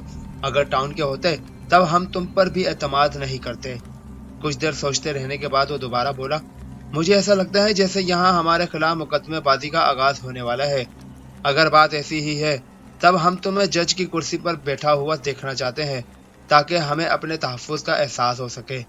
डोनी मुस्कुराते हुए बोला, वाकई अगर मुकदमे का समा पेश किया जाए तब मामला बहुत दिलचस्प सूरत-हाल इख्तियार करेगा और मुझे अपनी ज़िंदगी के दौरान जज की कुर्सी पर बैठना भी नसीब हो जाएगा। फिर डोनी ने आगे बढ़कर एक कुर्सी उठाई और इसे बाकी कुर्सियों के सामने काउंटर के पास रख दिया और फख्र के साथ बोला, यह जज की कुर्सी है। फिर इसने दूसरी कुर्सी अपनी कुर्सी के दाहिने जानिब रखते हुए कहा, यह सार्जन एंथोनी यानी होने वाले मुजरिम के वकील की कुर्सी है, जबकि बाएं जानिब तुम और तुम्हारी बीवी एन बैठोगे। क्या ख्याल है? बुल ने इस बात में सिर हिलाया और डोनी मुकदमे के बाकी अफराद को बुलाने के लिए ऊपर कमरे की तरफ चल दिया। कमरे में सार्जन एंथोनी और बच्चों के वालिदैन इसके मुंतजिर थे। डोनी ने इन्हें दिलासा दिया, फिर अपने हमरा नीचे आकर मुकदमे की रोदात में हिस्सा लेने की पेशकश की। सार्जन ने मुंह बनाते हुए डोनी की तरफ देखा और तवील सांस लेते हुए कहा, यह वक्त भी देखना था। अब सार्जन एंथोनी को पागलों की रूहों के सामने खड़े होकर अपने टाउन वालों के हक में वकालत करनी होगी। मुझे यह समझ नहीं आ रही कि इतने तरदों की जरूरत ही क्या है। एक दफा इन पागलों को मेरे सामने खड़ा कर दो, फिर देखो मैं इन्हें कैसे सीधा करता हूँ। वह सब कुछ भूल भाल कर 5 मिनट में इंसानों के बच्चे ना बन गए, तब मेरा नाम बदलकर एंथोनी के बजाय मार्कोनी रख देना। डोनी ने हैरत भरी निगाहों से सार्जन एंथोनी की जानिब देखते हुए कहा, सार्जन, तुम शायद भूल रहे हो कि इन पागलों की रूहें गोश्त पोश के इल्जाम के साथ कतई ताल्लुक कर चुकी हैं। अब वो हवा पर मुश्तमिल रूहें हैं जिन पर तशद्दुद नहीं किया जा सकता। अगर कर सकते हो तब वो नीचे मौजूद है, तुम बखुशी कर लो, हमें कोई एतराज नहीं। जहाँ तक मेरे मशवरे का ताल्लुक है तो वो यही है कि खामोशी के साथ और सुलह सफाई से इसे हल करने की कोशिश करो। चीखना, चिल्लाना, मारना धाड़ना किसी इंसान के मामले में मुफीद साबित हो सकता है, रूहों के मामले में नहीं। और रूहें भी पागलों की, जिन्हें आम हालात में समझाना ही मुमकिन नहीं, यहाँ तो मामला आम हालात से तजावुज कर चुका है। डोनी लम्हे भर के लिए सांस लेने के लिए रुका, फिर दोबारा बोला, अब अगर नीचे आना चाहते हो तब खामोशी के साथ आ जाओ, नहीं आना चाहते तब यहीं बैठे रहो। मेरी जानिब से किसी पर भी कोई जोर जबरदस्ती नहीं है। इसने बात खत्म की और नीचे दुकान की जानिब चल दिया। बुल और एन की रूहें कुर्सियों पर बरजबान थी। ڈونی کوئی بھی بات کیے بغیر درمیان والی کرسی پر بیٹھ گیا۔ تھوڑی دیر بعد سیڑھیوں پر قدموں کی چاپ سنائی دی، پھر ایک ایک کر کے بچوں کے والدین خوفزدہ چہرے لیے نامودار ہونے لگے۔ ان کی نگاہوں کا مرکز بل اور این کی روحیں تھی۔ شاید عام حالات میں وہ کبھی ان روحوں کا سامنا کرنے کی کوشش نہ کرتے، لیکن آج تو بات ان کے بچوں کے ساتھ منسلک تھی۔ اس کے علاوہ ڈونی کا وجود بھی ان کے لیے تسکین کا باعث بن رہا تھا، جو جج کی کرسی پر مکمل وقار کے ساتھ برجمان تھا۔ سب سے آخر میں سارجن اینتھونی سیڑھیوں سے کود کر دکان میں داخل ہوا۔ اس نے بھی حیرت بھری نگاہوں سے بل اور این کی روحوں کی جانب دیکھا، پھر مزید بات کیے بغیر اپنی کرسی پر بیٹھ گیا۔ ڈونی نے تفصیلی نگاہوں سے دکان میں بیٹھے تمام افراد کا جائزہ لیا، پھر گمبھیر لہجے میں بولا، مجھے شیل ٹاؤن آئے ہوئے ایک ہفتے سے زیادہ کا عرصہ نہیں گزرا، اور آج یہ دن دیکھنا پڑ رہا ہے کہ میں وقتی طور پر ہی صحیح لیکن یہاں پر وقوع پذیر ہونے والے پیچیدہ کیس کی نمائندگی کر رہا ہوں۔ آپ سب یقین جانیے کہ مجھے ایسا کرنے کا رتی برابر بھی شوق نہیں، لیکن بل اور این کی روحوں کی بدولت ایسا کرنے پر مجبور ہو۔ وہ اس کیس کے لیے کسی ایسے افراد کا انتخاب کرنا چاہتے تھے جس کا تعلق شیل ٹاؤن سے کسی بھی صورت میں کبھی بھی نہ رہا ہو۔ ایسا شخص میرے علاوہ یہاں اور کوئی نہیں تھا، اس لیے انہوں نے میرے ساتھ بات چیت کر کے مجھے معاملے میں مداخلت کرنے کی درخواست کی، جسے میں نے صرف انسانیت کے ناطے مجبور ہو کر قبول کر لیا، ورنہ میرا ایسا کرنے کا کوئی ارادہ نہیں تھا۔ اب ہم کیس کی جانب آتے ہیں۔ میرے دونوں مظلوم ساتھیوں بل اور این کے دلوں میں ٹاؤن والوں کے خلاف چند غلط فہمیاں موجود ہیں، جنہیں میں معاملے کے شروع میں ہی رفع دفع کر دینا چاہتا ہوں۔ آپ سب جانتے ہیں کہ آج سے 1 ماہ قبل شیل ٹاؤن کے پاگل خانے میں آگ لگ گئی تھی، جس میں بہت سے پاگلوں کو علاوہ این اور بل کی موت بھی واقع ہو گئی تھی، لیکن ٹاؤن کے کسی بھی فرد نے آگے بڑھ کر ان لاچار پاگلوں کی مدد کرنے کی کوشش نہیں کی۔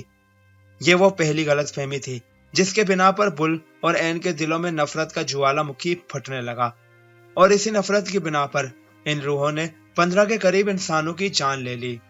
سارجن اینتھونی، کیا تم اپنا موقف پیش کرنے کی کوشش کرو گے کہ ایسا کیوں کیا ہے؟ یاد رہے، موقف ایسا ہونا چاہیے جو بل اور این جیسی معصوم روحوں کے دلوں میں موجود غلط فہمی کو ختم کر سکے۔ سارجن اینتھونی نے اسباد میں سر ہلایا، پھر اپنی کرسی سے کھڑے ہوتے ہوئے بولا، شیل ٹاؤن کے پاگل خانے میں جب آگ لگی تب میں وہاں موجود تھا۔ آگ نے اتنی شدت کے ساتھ خطرناک صورت اختیار کی کہ سوچنے سمجھنے کا موقع نہیں مل سکا۔ مجھے ایسا محسوس ہوا جیسے آگ جان بوجھ کر اور مٹی کا تیل چھڑک کر لگائی گئی ہو۔ تمام پاگل آگ سے گھبرا کر دوسری منزل پر چڑھ دوڑے۔ ہمارے پاس آگ پر قابو پانے کے لیے مناسب سامان موجود نہیں تھا، اس لیے ہم نے قریبی شہر کے فائر بریگیڈ کے عملے کو فون کیا۔ انہیں ٹاؤن تک پہنچنے میں دیر لگی اور یوں عمارت جل کر خاکسار ہو گئی۔ ہم باہر کھڑے ان مظلوم افراد کے لیے کچھ بھی نہیں کر سکے۔ سارجن خاموش ہو گیا۔ ڈونی نے تفہیمی نگاہوں سے بل کی جانب دیکھتے ہوئے کہا، بل ڈیئر، تمہارا اس کیس کے متعلق کیا موقف ہے؟ اگر بتانا چاہتے ہو تب کرسی کے کھڑے ہو کر بتا سکتے ہو۔ بل طویل سانس لیتے ہوئے اپنی جگہ سے کھڑا ہوا، پھر نہایت رنجیدہ چہرہ بناتے ہوئے بولا، ہم اس بات سے بخوبی آگاہی رکھتے ہیں کہ فائر بریگیڈ کی سہولت ٹاؤن میں موجود نہیں، لیکن اگر ٹاؤن کے افراد آگ کو بجھانا چاہتے تب یقیناً ایسا کر سکتے تھے۔ ٹاؤن میں پانی کی کمی نہیں ہے۔ اس کے علاوہ اگر وہ دروازے کو توڑ کر پاگل خانے میں داخل ہونے کی کوشش کرتے ہیں تب بھی اندر گھس کر بہت سے افراد کی جان بچا سکتے تھے، لیکن انہوں نے ایسا نہیں کیا، صرف یہ سوچ کر کہ مرنے والے پاگل ہیں اور انہیں بچانے کے لیے آگ میں کودنا حماقت کے علاوہ اور کچھ نہیں ہوگا، اس لیے انہوں نے مرنے کے لیے بے یار و مددگار انہیں چھوڑ دیا۔ بل خاموش ہو گیا۔ ڈونی نے اس دفعہ سارجن اینتھونی کی جانب سنجیدہ نگاہوں سے دیکھتے ہوئے اسے جواب دینے کی پیشکش کی۔ سارجن بھی سنجیدہ لہجے میں بولا، ایسا سوچنا بھی تمہاری بیوقوفی کے علاوہ اور کچھ نہیں ہے کہ ہم نے اندر داخل ہونے کی کوشش صرف اس لیے نہیں کی کہ اندر سب پاگل تھے۔ اگر تم بات کو ایسا رخ دینا چاہتے ہو تب مجھے یہ بتاؤ، کیا تم نے آگ میں کود کر پاگل خانے کی دوسری منزل پر جانے کی کوشش نہیں کی تھی صرف اپنی بیوی کو بچانے کے لیے؟ کیا تم اپنے مقصد میں کامیاب ہو سکے؟ نہیں، ایسا نہیں ہو سکا، اور بدلے میں تم کو اپنی جان سے ہاتھ دھونے پڑے۔ رہی پانی سے آگ بجھانے کی بات، تو اس کا جواب میں پہلے بھی دے چکا ہوں کہ پاگل خانے میں آگ سوچ سمجھ کر اور جان بوجھ کر لگائی گئی تھی، جس کی بدولت آگ نے نہایت تیز رفتاری کے ساتھ شدت اختیار کی اور کچھ ہی دیر میں پاگل خانے کو اپنی گرفت میں لے لیا۔ میں اس بات کی حقیقت سے بھی آگاہی رکھتا ہوں کہ ایسا کس نے کیا۔ مجھ سے زیادہ اس حقیقت کے بہت سے پوشیدہ معاملوں کے متعلق تم بھی اچھی طرح جانتے ہو، لیکن یہاں میں صرف اتنا ہی کہنا چاہوں گا کہ ایسا تمہاری بیوی نے اپنے انتقامی جذبے کی تسکین کے لیے کیا تھا، جس کی پاداش کے لیے بہت سے بے گناہ پاگلوں کو موت کے مجبوراً گلے لگنا پڑا۔ اگر میں جھوٹ کہہ رہا ہوں تو کیا تم میرے اس سوال کا جواب دینا چاہو گے کہ تمہاری بیوی نے ایسا کیوں کیا؟ بل غسیلے لہجے میں بولا، صرف ایک بچے کے وجود کے حصول کے لیے۔ اس تمام معاملے کے پیچھے ایک ممتا کی دل گراز کہانی کے علاوہ مزید اور کچھ بھی نہیں پایا جاتا۔ زندگی تو ختم ہو ہی گئی ہے، اس لیے اب جھوٹ بولنے کا کوئی فائدہ نہیں۔ انکل ٹام کے بچے کو میں نے ہی اغوا کیا تھا، لیکن این کی معصوم فطرت یا پھر پاگل پنے کی بدولت بچہ مر گیا۔ این اس کے مردہ وجود سے دور نہیں ہونا چاہتی تھی، اس لیے میں نے چھپ کر بچے کے وجود کو قبرستان میں لے جا کر دفنا دیا، لیکن ممتا کی ماری این کو خبر ہو گئی اور اس نے میری غیر موجودگی میں انتقامی جذبے کے تحت پاگل خانے کو آگ لگا دی۔ میں ڈونی کو پہلے بتا چکا ہوں کہ این کو جیتا جاگتا بچہ چاہیے۔ میں اسے ہر طرح بہلانے پھسلانے کی کوشش کر چکا ہوں، لیکن اپنے مقصد میں کامیاب نہیں ہو پایا۔ اس لیے میں نے تم سے رجوع کیا کہ شاید تم کوئی حل تلاش کر سکو، لیکن تم نے بھی معاملے کو زیادہ اہمیت نہیں دی اور ہم نے کافی سوچ بچار کے بعد انتہائی اقدام اٹھانے کی کوشش کر ڈالی۔ ڈونی نے اس بات میں سر ہلایا اور سارجنٹ انتھونی کی جانب دیکھتے ہوئے بولا، لیکن وہ انتہائی اقدام بچوں کے اغوا سے متعلق ہے۔ بل کیا تم بتا سکتے ہو کہ بچے اس وقت کہاں ہیں؟ بل نے اس بات میں سر ہلایا اور جواب دیا، ٹاؤن سے ہٹ کر جنگلوں کے درمیان پوشیدہ ایک غار میں بچے محفوظ ہیں۔ میں نے اور این نے سردی کا اطمینان بخش انتظام آگ کی صورت میں کیا ہے۔ یقیناً تمہارے دماغوں میں یہ سوال گردش کر رہا ہوگا کہ ہوا پر مشتمل روحوں نے آگ کیوں کر روشن کر لی، تو اس کا جواب یوں ہے کہ یہ کام ہمارے کہنے کے مطابق بچوں نے خود کیا۔ وہ سب وہاں نہایت اطمینان و سکون سے ہے۔ ہماری ساتھی روحیں ان کی حفاظت کے لیے غار کے ارد گرد موجود ہیں۔ ڈونی نے بچوں کے والدین کی جانب نگاہ دوڑاتے ہوئے پوچھا، آپ میں سے کوئی اس سے سوال پوچھنا چاہتا ہے تو پوچھ سکتا ہے۔ کمرے میں خاموشی طاری رہی۔ سب خاموشی کے ساتھ ایک دوسرے کا منہ دیکھنے لگے۔ پھر ایک آدمی ہمت کر کے کھڑا ہوا اور ہکلاتے ہوئے بولا، جناب ہمیں جان کر خوشی ہوئی کہ ہمارے بچے خوش و خرم جنگل کے غار میں محفوظ ہیں، لیکن یہ جان کر افسوس ہوا کہ اب ہمیں ان سے ملنے کے لیے موضوع اوقات کا انتظار کرنا ہوگا۔ کیا آپ بتا سکتے ہیں کہ وہ ایسی کون سی شرائط ہے جن پر پورا اترنے کے بعد ہم اپنے بچوں کے حصول کو ممکن بنا سکیں گے؟ بل نہایت انکسرانہ لہجے میں بولا، میں پہلے کئی دفعہ بتا چکا ہوں کہ ہمیں صرف ایک جیتے جاگتے بچے کا حصول چاہیے۔ آپ یقین جانیے کہ آپ سب کو پریشان کر کے مجھے اور این کو قطعاً خوشی محسوس نہیں ہو رہی، لیکن میں کیا کروں؟ میں اپنی بیوی کی محبت کے لیے ہر جائز و ناجائز قدم اٹھانے کے لیے مجبور ہوں۔ ہاں اتنا وعدہ ضرور کرتا ہوں کہ شرائط پوری کرنے کے بعد دوبارہ ٹاؤن کا رخ نہیں کروں گا۔ کمرے میں دوبارہ خاموشی طاری ہو گئی۔ ہر بندہ سوچ و بچار میں گم تھا۔ روحوں کی عجیب و غریب شرائط پر پورا اترنا ان میں سے کسی کے بھی اختیار میں نہیں تھا، اور شرط کو پورا کیے بغیر انہیں بچوں کا واپس ملنا بھی ممکن دکھائی نہیں دے رہا تھا۔ وہ سب اپنے دماغوں کو ایک عجیب گھن چکر میں مبتلا محسوس کر رہے تھے۔ پھر اس خاموشی کو ٹاؤن کے پرائمری اسکول کے ہیڈ ماسٹر نے کھڑے ہوتے ہوئے توڑا۔ وہ گلا کھنکار کر صاف کرتے ہوئے بولا، آپ کی شرائط پر پورا اترنا ممکن نہیں ہے، پھر بھی میں کوشش کرنے کے لیے تیار ہوں۔ میرے محدود دماغ کے مطابق اس کے علاوہ مسئلے کا مزید حل دستیاب نہیں ہو سکتا کہ تمام ٹاؤن میں سے کوئی ایسا گھرانہ قربانی دینے کے لیے تیار ہو سکے جس کے گھر میں دودھ پیتے بچے کے علاوہ مزید بچوں کی تعداد موجود ہو، اور وہ اپنا دودھ پیتا بچہ این کے سپرد کر کے روحوں کی شرائط پر پورا اترنے کے بعد ٹاؤن والوں کے بچوں کی بازیابی کا باعث بن سکے۔ ڈونی نے اس بات میں سر ہلایا، پھر سامنے بیٹھے ہوئے 15 کے قریب ٹاؤن کے افراد کی جانب دیکھتے ہوئے پوچھا، کیا یہاں کوئی ایسا شخص موجود ہے جو قربانی دینے کے لیے بچوں کی رہائی کا باعث بن سکے؟ کمرے کے ماحول میں دوبارہ گمبھیر خاموشی طاری ہونی چلی گئی۔ اس دفعہ سارجنٹ انتھونی سپاٹ لہجے میں بولا، یہ ایک ناممکن بات ہے۔ کوئی بھی ماں اپنے دودھ پیتے بچے کو اپنے وجود سے جدا نہیں کر سکتی۔ اگر اس بات کا یقین بھی دلا دیا جائے کہ بچے کی نگہداشت اور مستقبل پر کسی بھی قسم کی آنچ نہیں آنے پائے گی، تب بھی کوئی ماں ایسا قدم اٹھانے سے پہلے سوچے بغیر انکار کر دے گی۔ یہاں تو معاملہ ہی مختلف ہے۔ نگہداشت اور رہنے کا کام ایک ایسی سوچ کے سپرد کیا جا رہا ہے جو ٹھوس اجسام کو چھونے کے بھی قابل نہیں۔ یقیناً بچہ کچھ ہی دنوں میں موت کے حوالے کر دیا جائے گا۔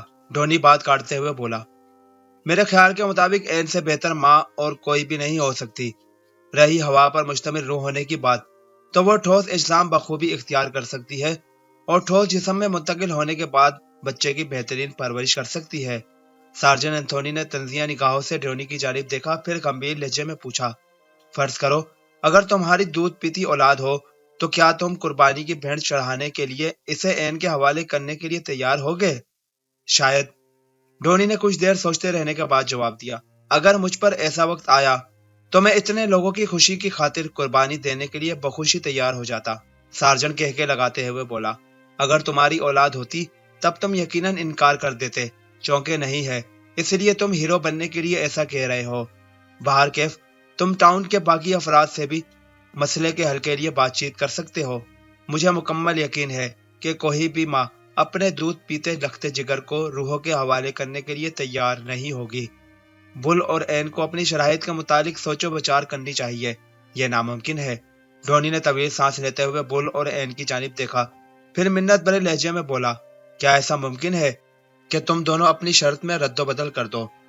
تم ٹاؤن کے کسی بھی گھر میں موجود دودھ پیتے بچے کی جانب اشارہ کر دو، ہم ان گھر والوں سے اجازت لے کر تمہیں بچے کے پاس آنے کی اجازت دلوا دیں گے۔ تم دن کے کسی بھی پہر وہاں آ کر بچے کے ساتھ اپنا دل بہلا سکو گے۔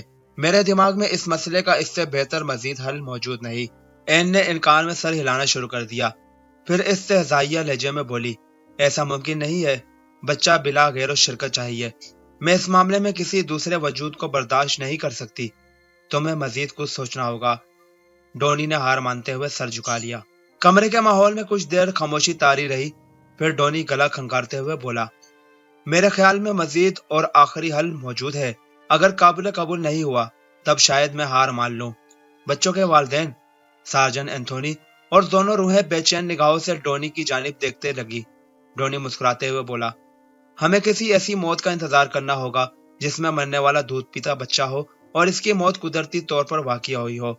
یاد رہے، ہمیں صرف ایک ننھے منھے اور مردہ وجود کی ضرورت ہے تاکہ اس کے جسم میں کوئی بھی روح گھس کر اس سے جیتے جاگتا بچے کی صورت مہیا کر سکے۔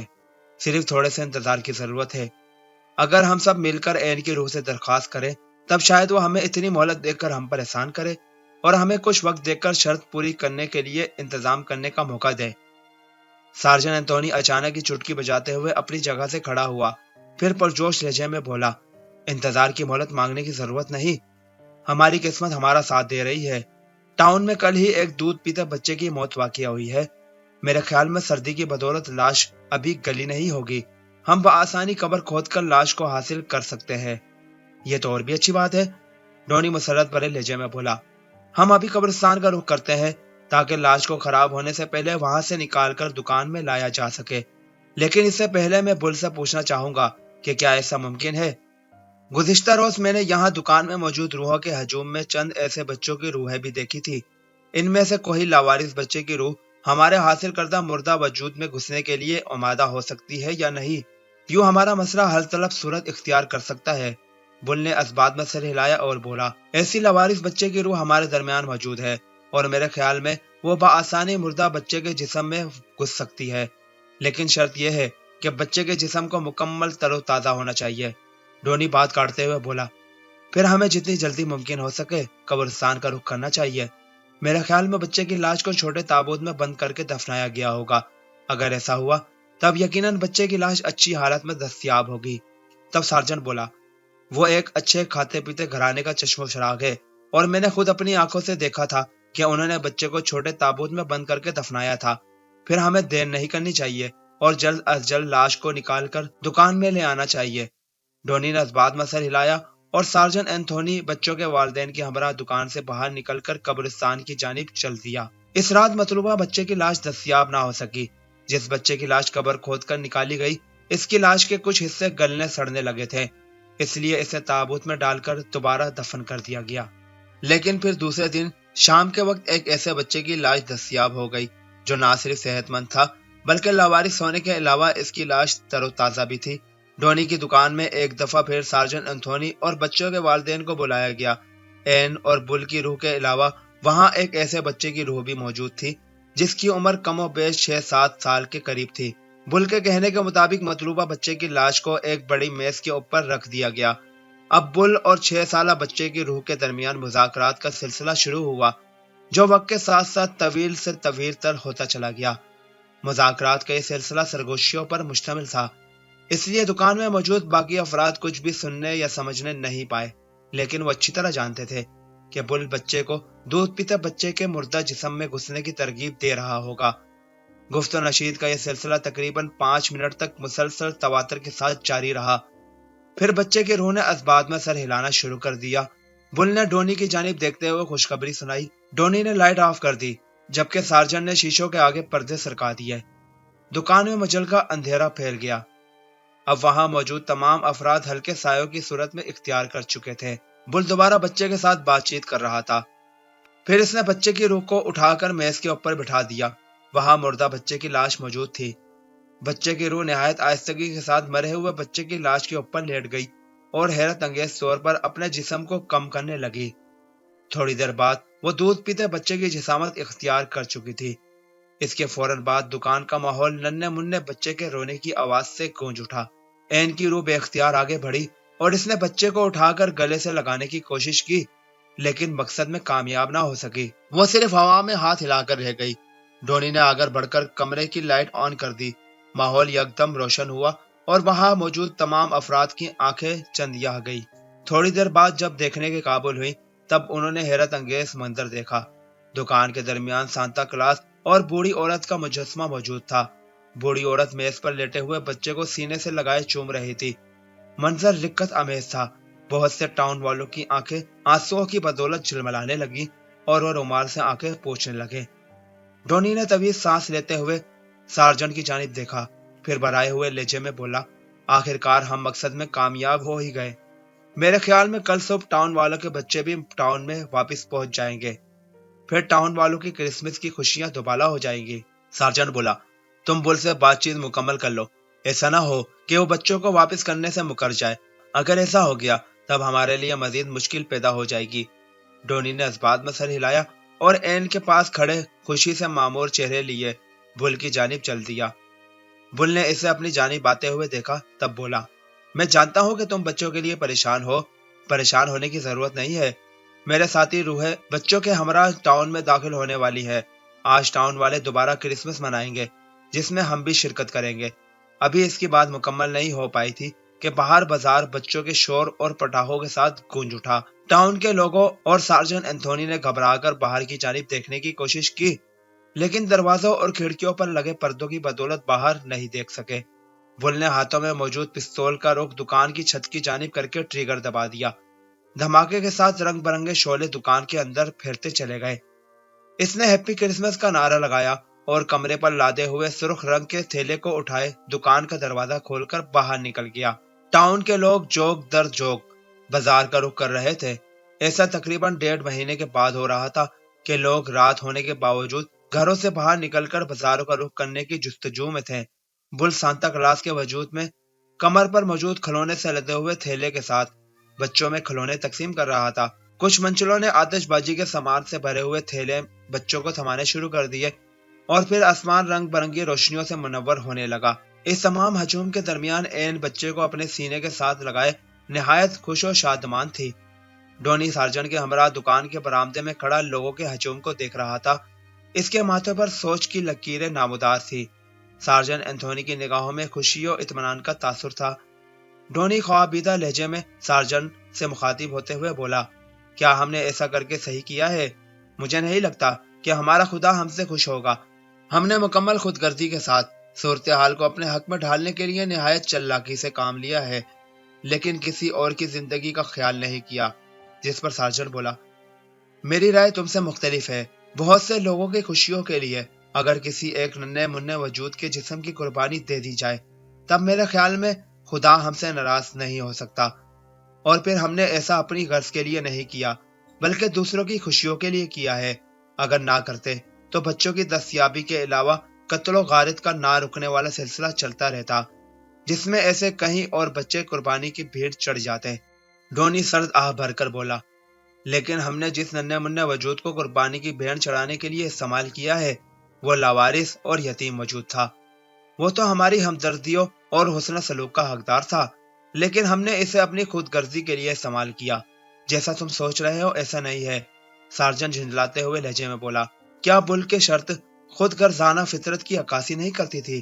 کیا ٹاؤن والوں کا پاگل خانے کے باہر منہ اٹھا کر چپ چاپ کھڑے رہنا خود غرضانہ عمل نہیں تھا؟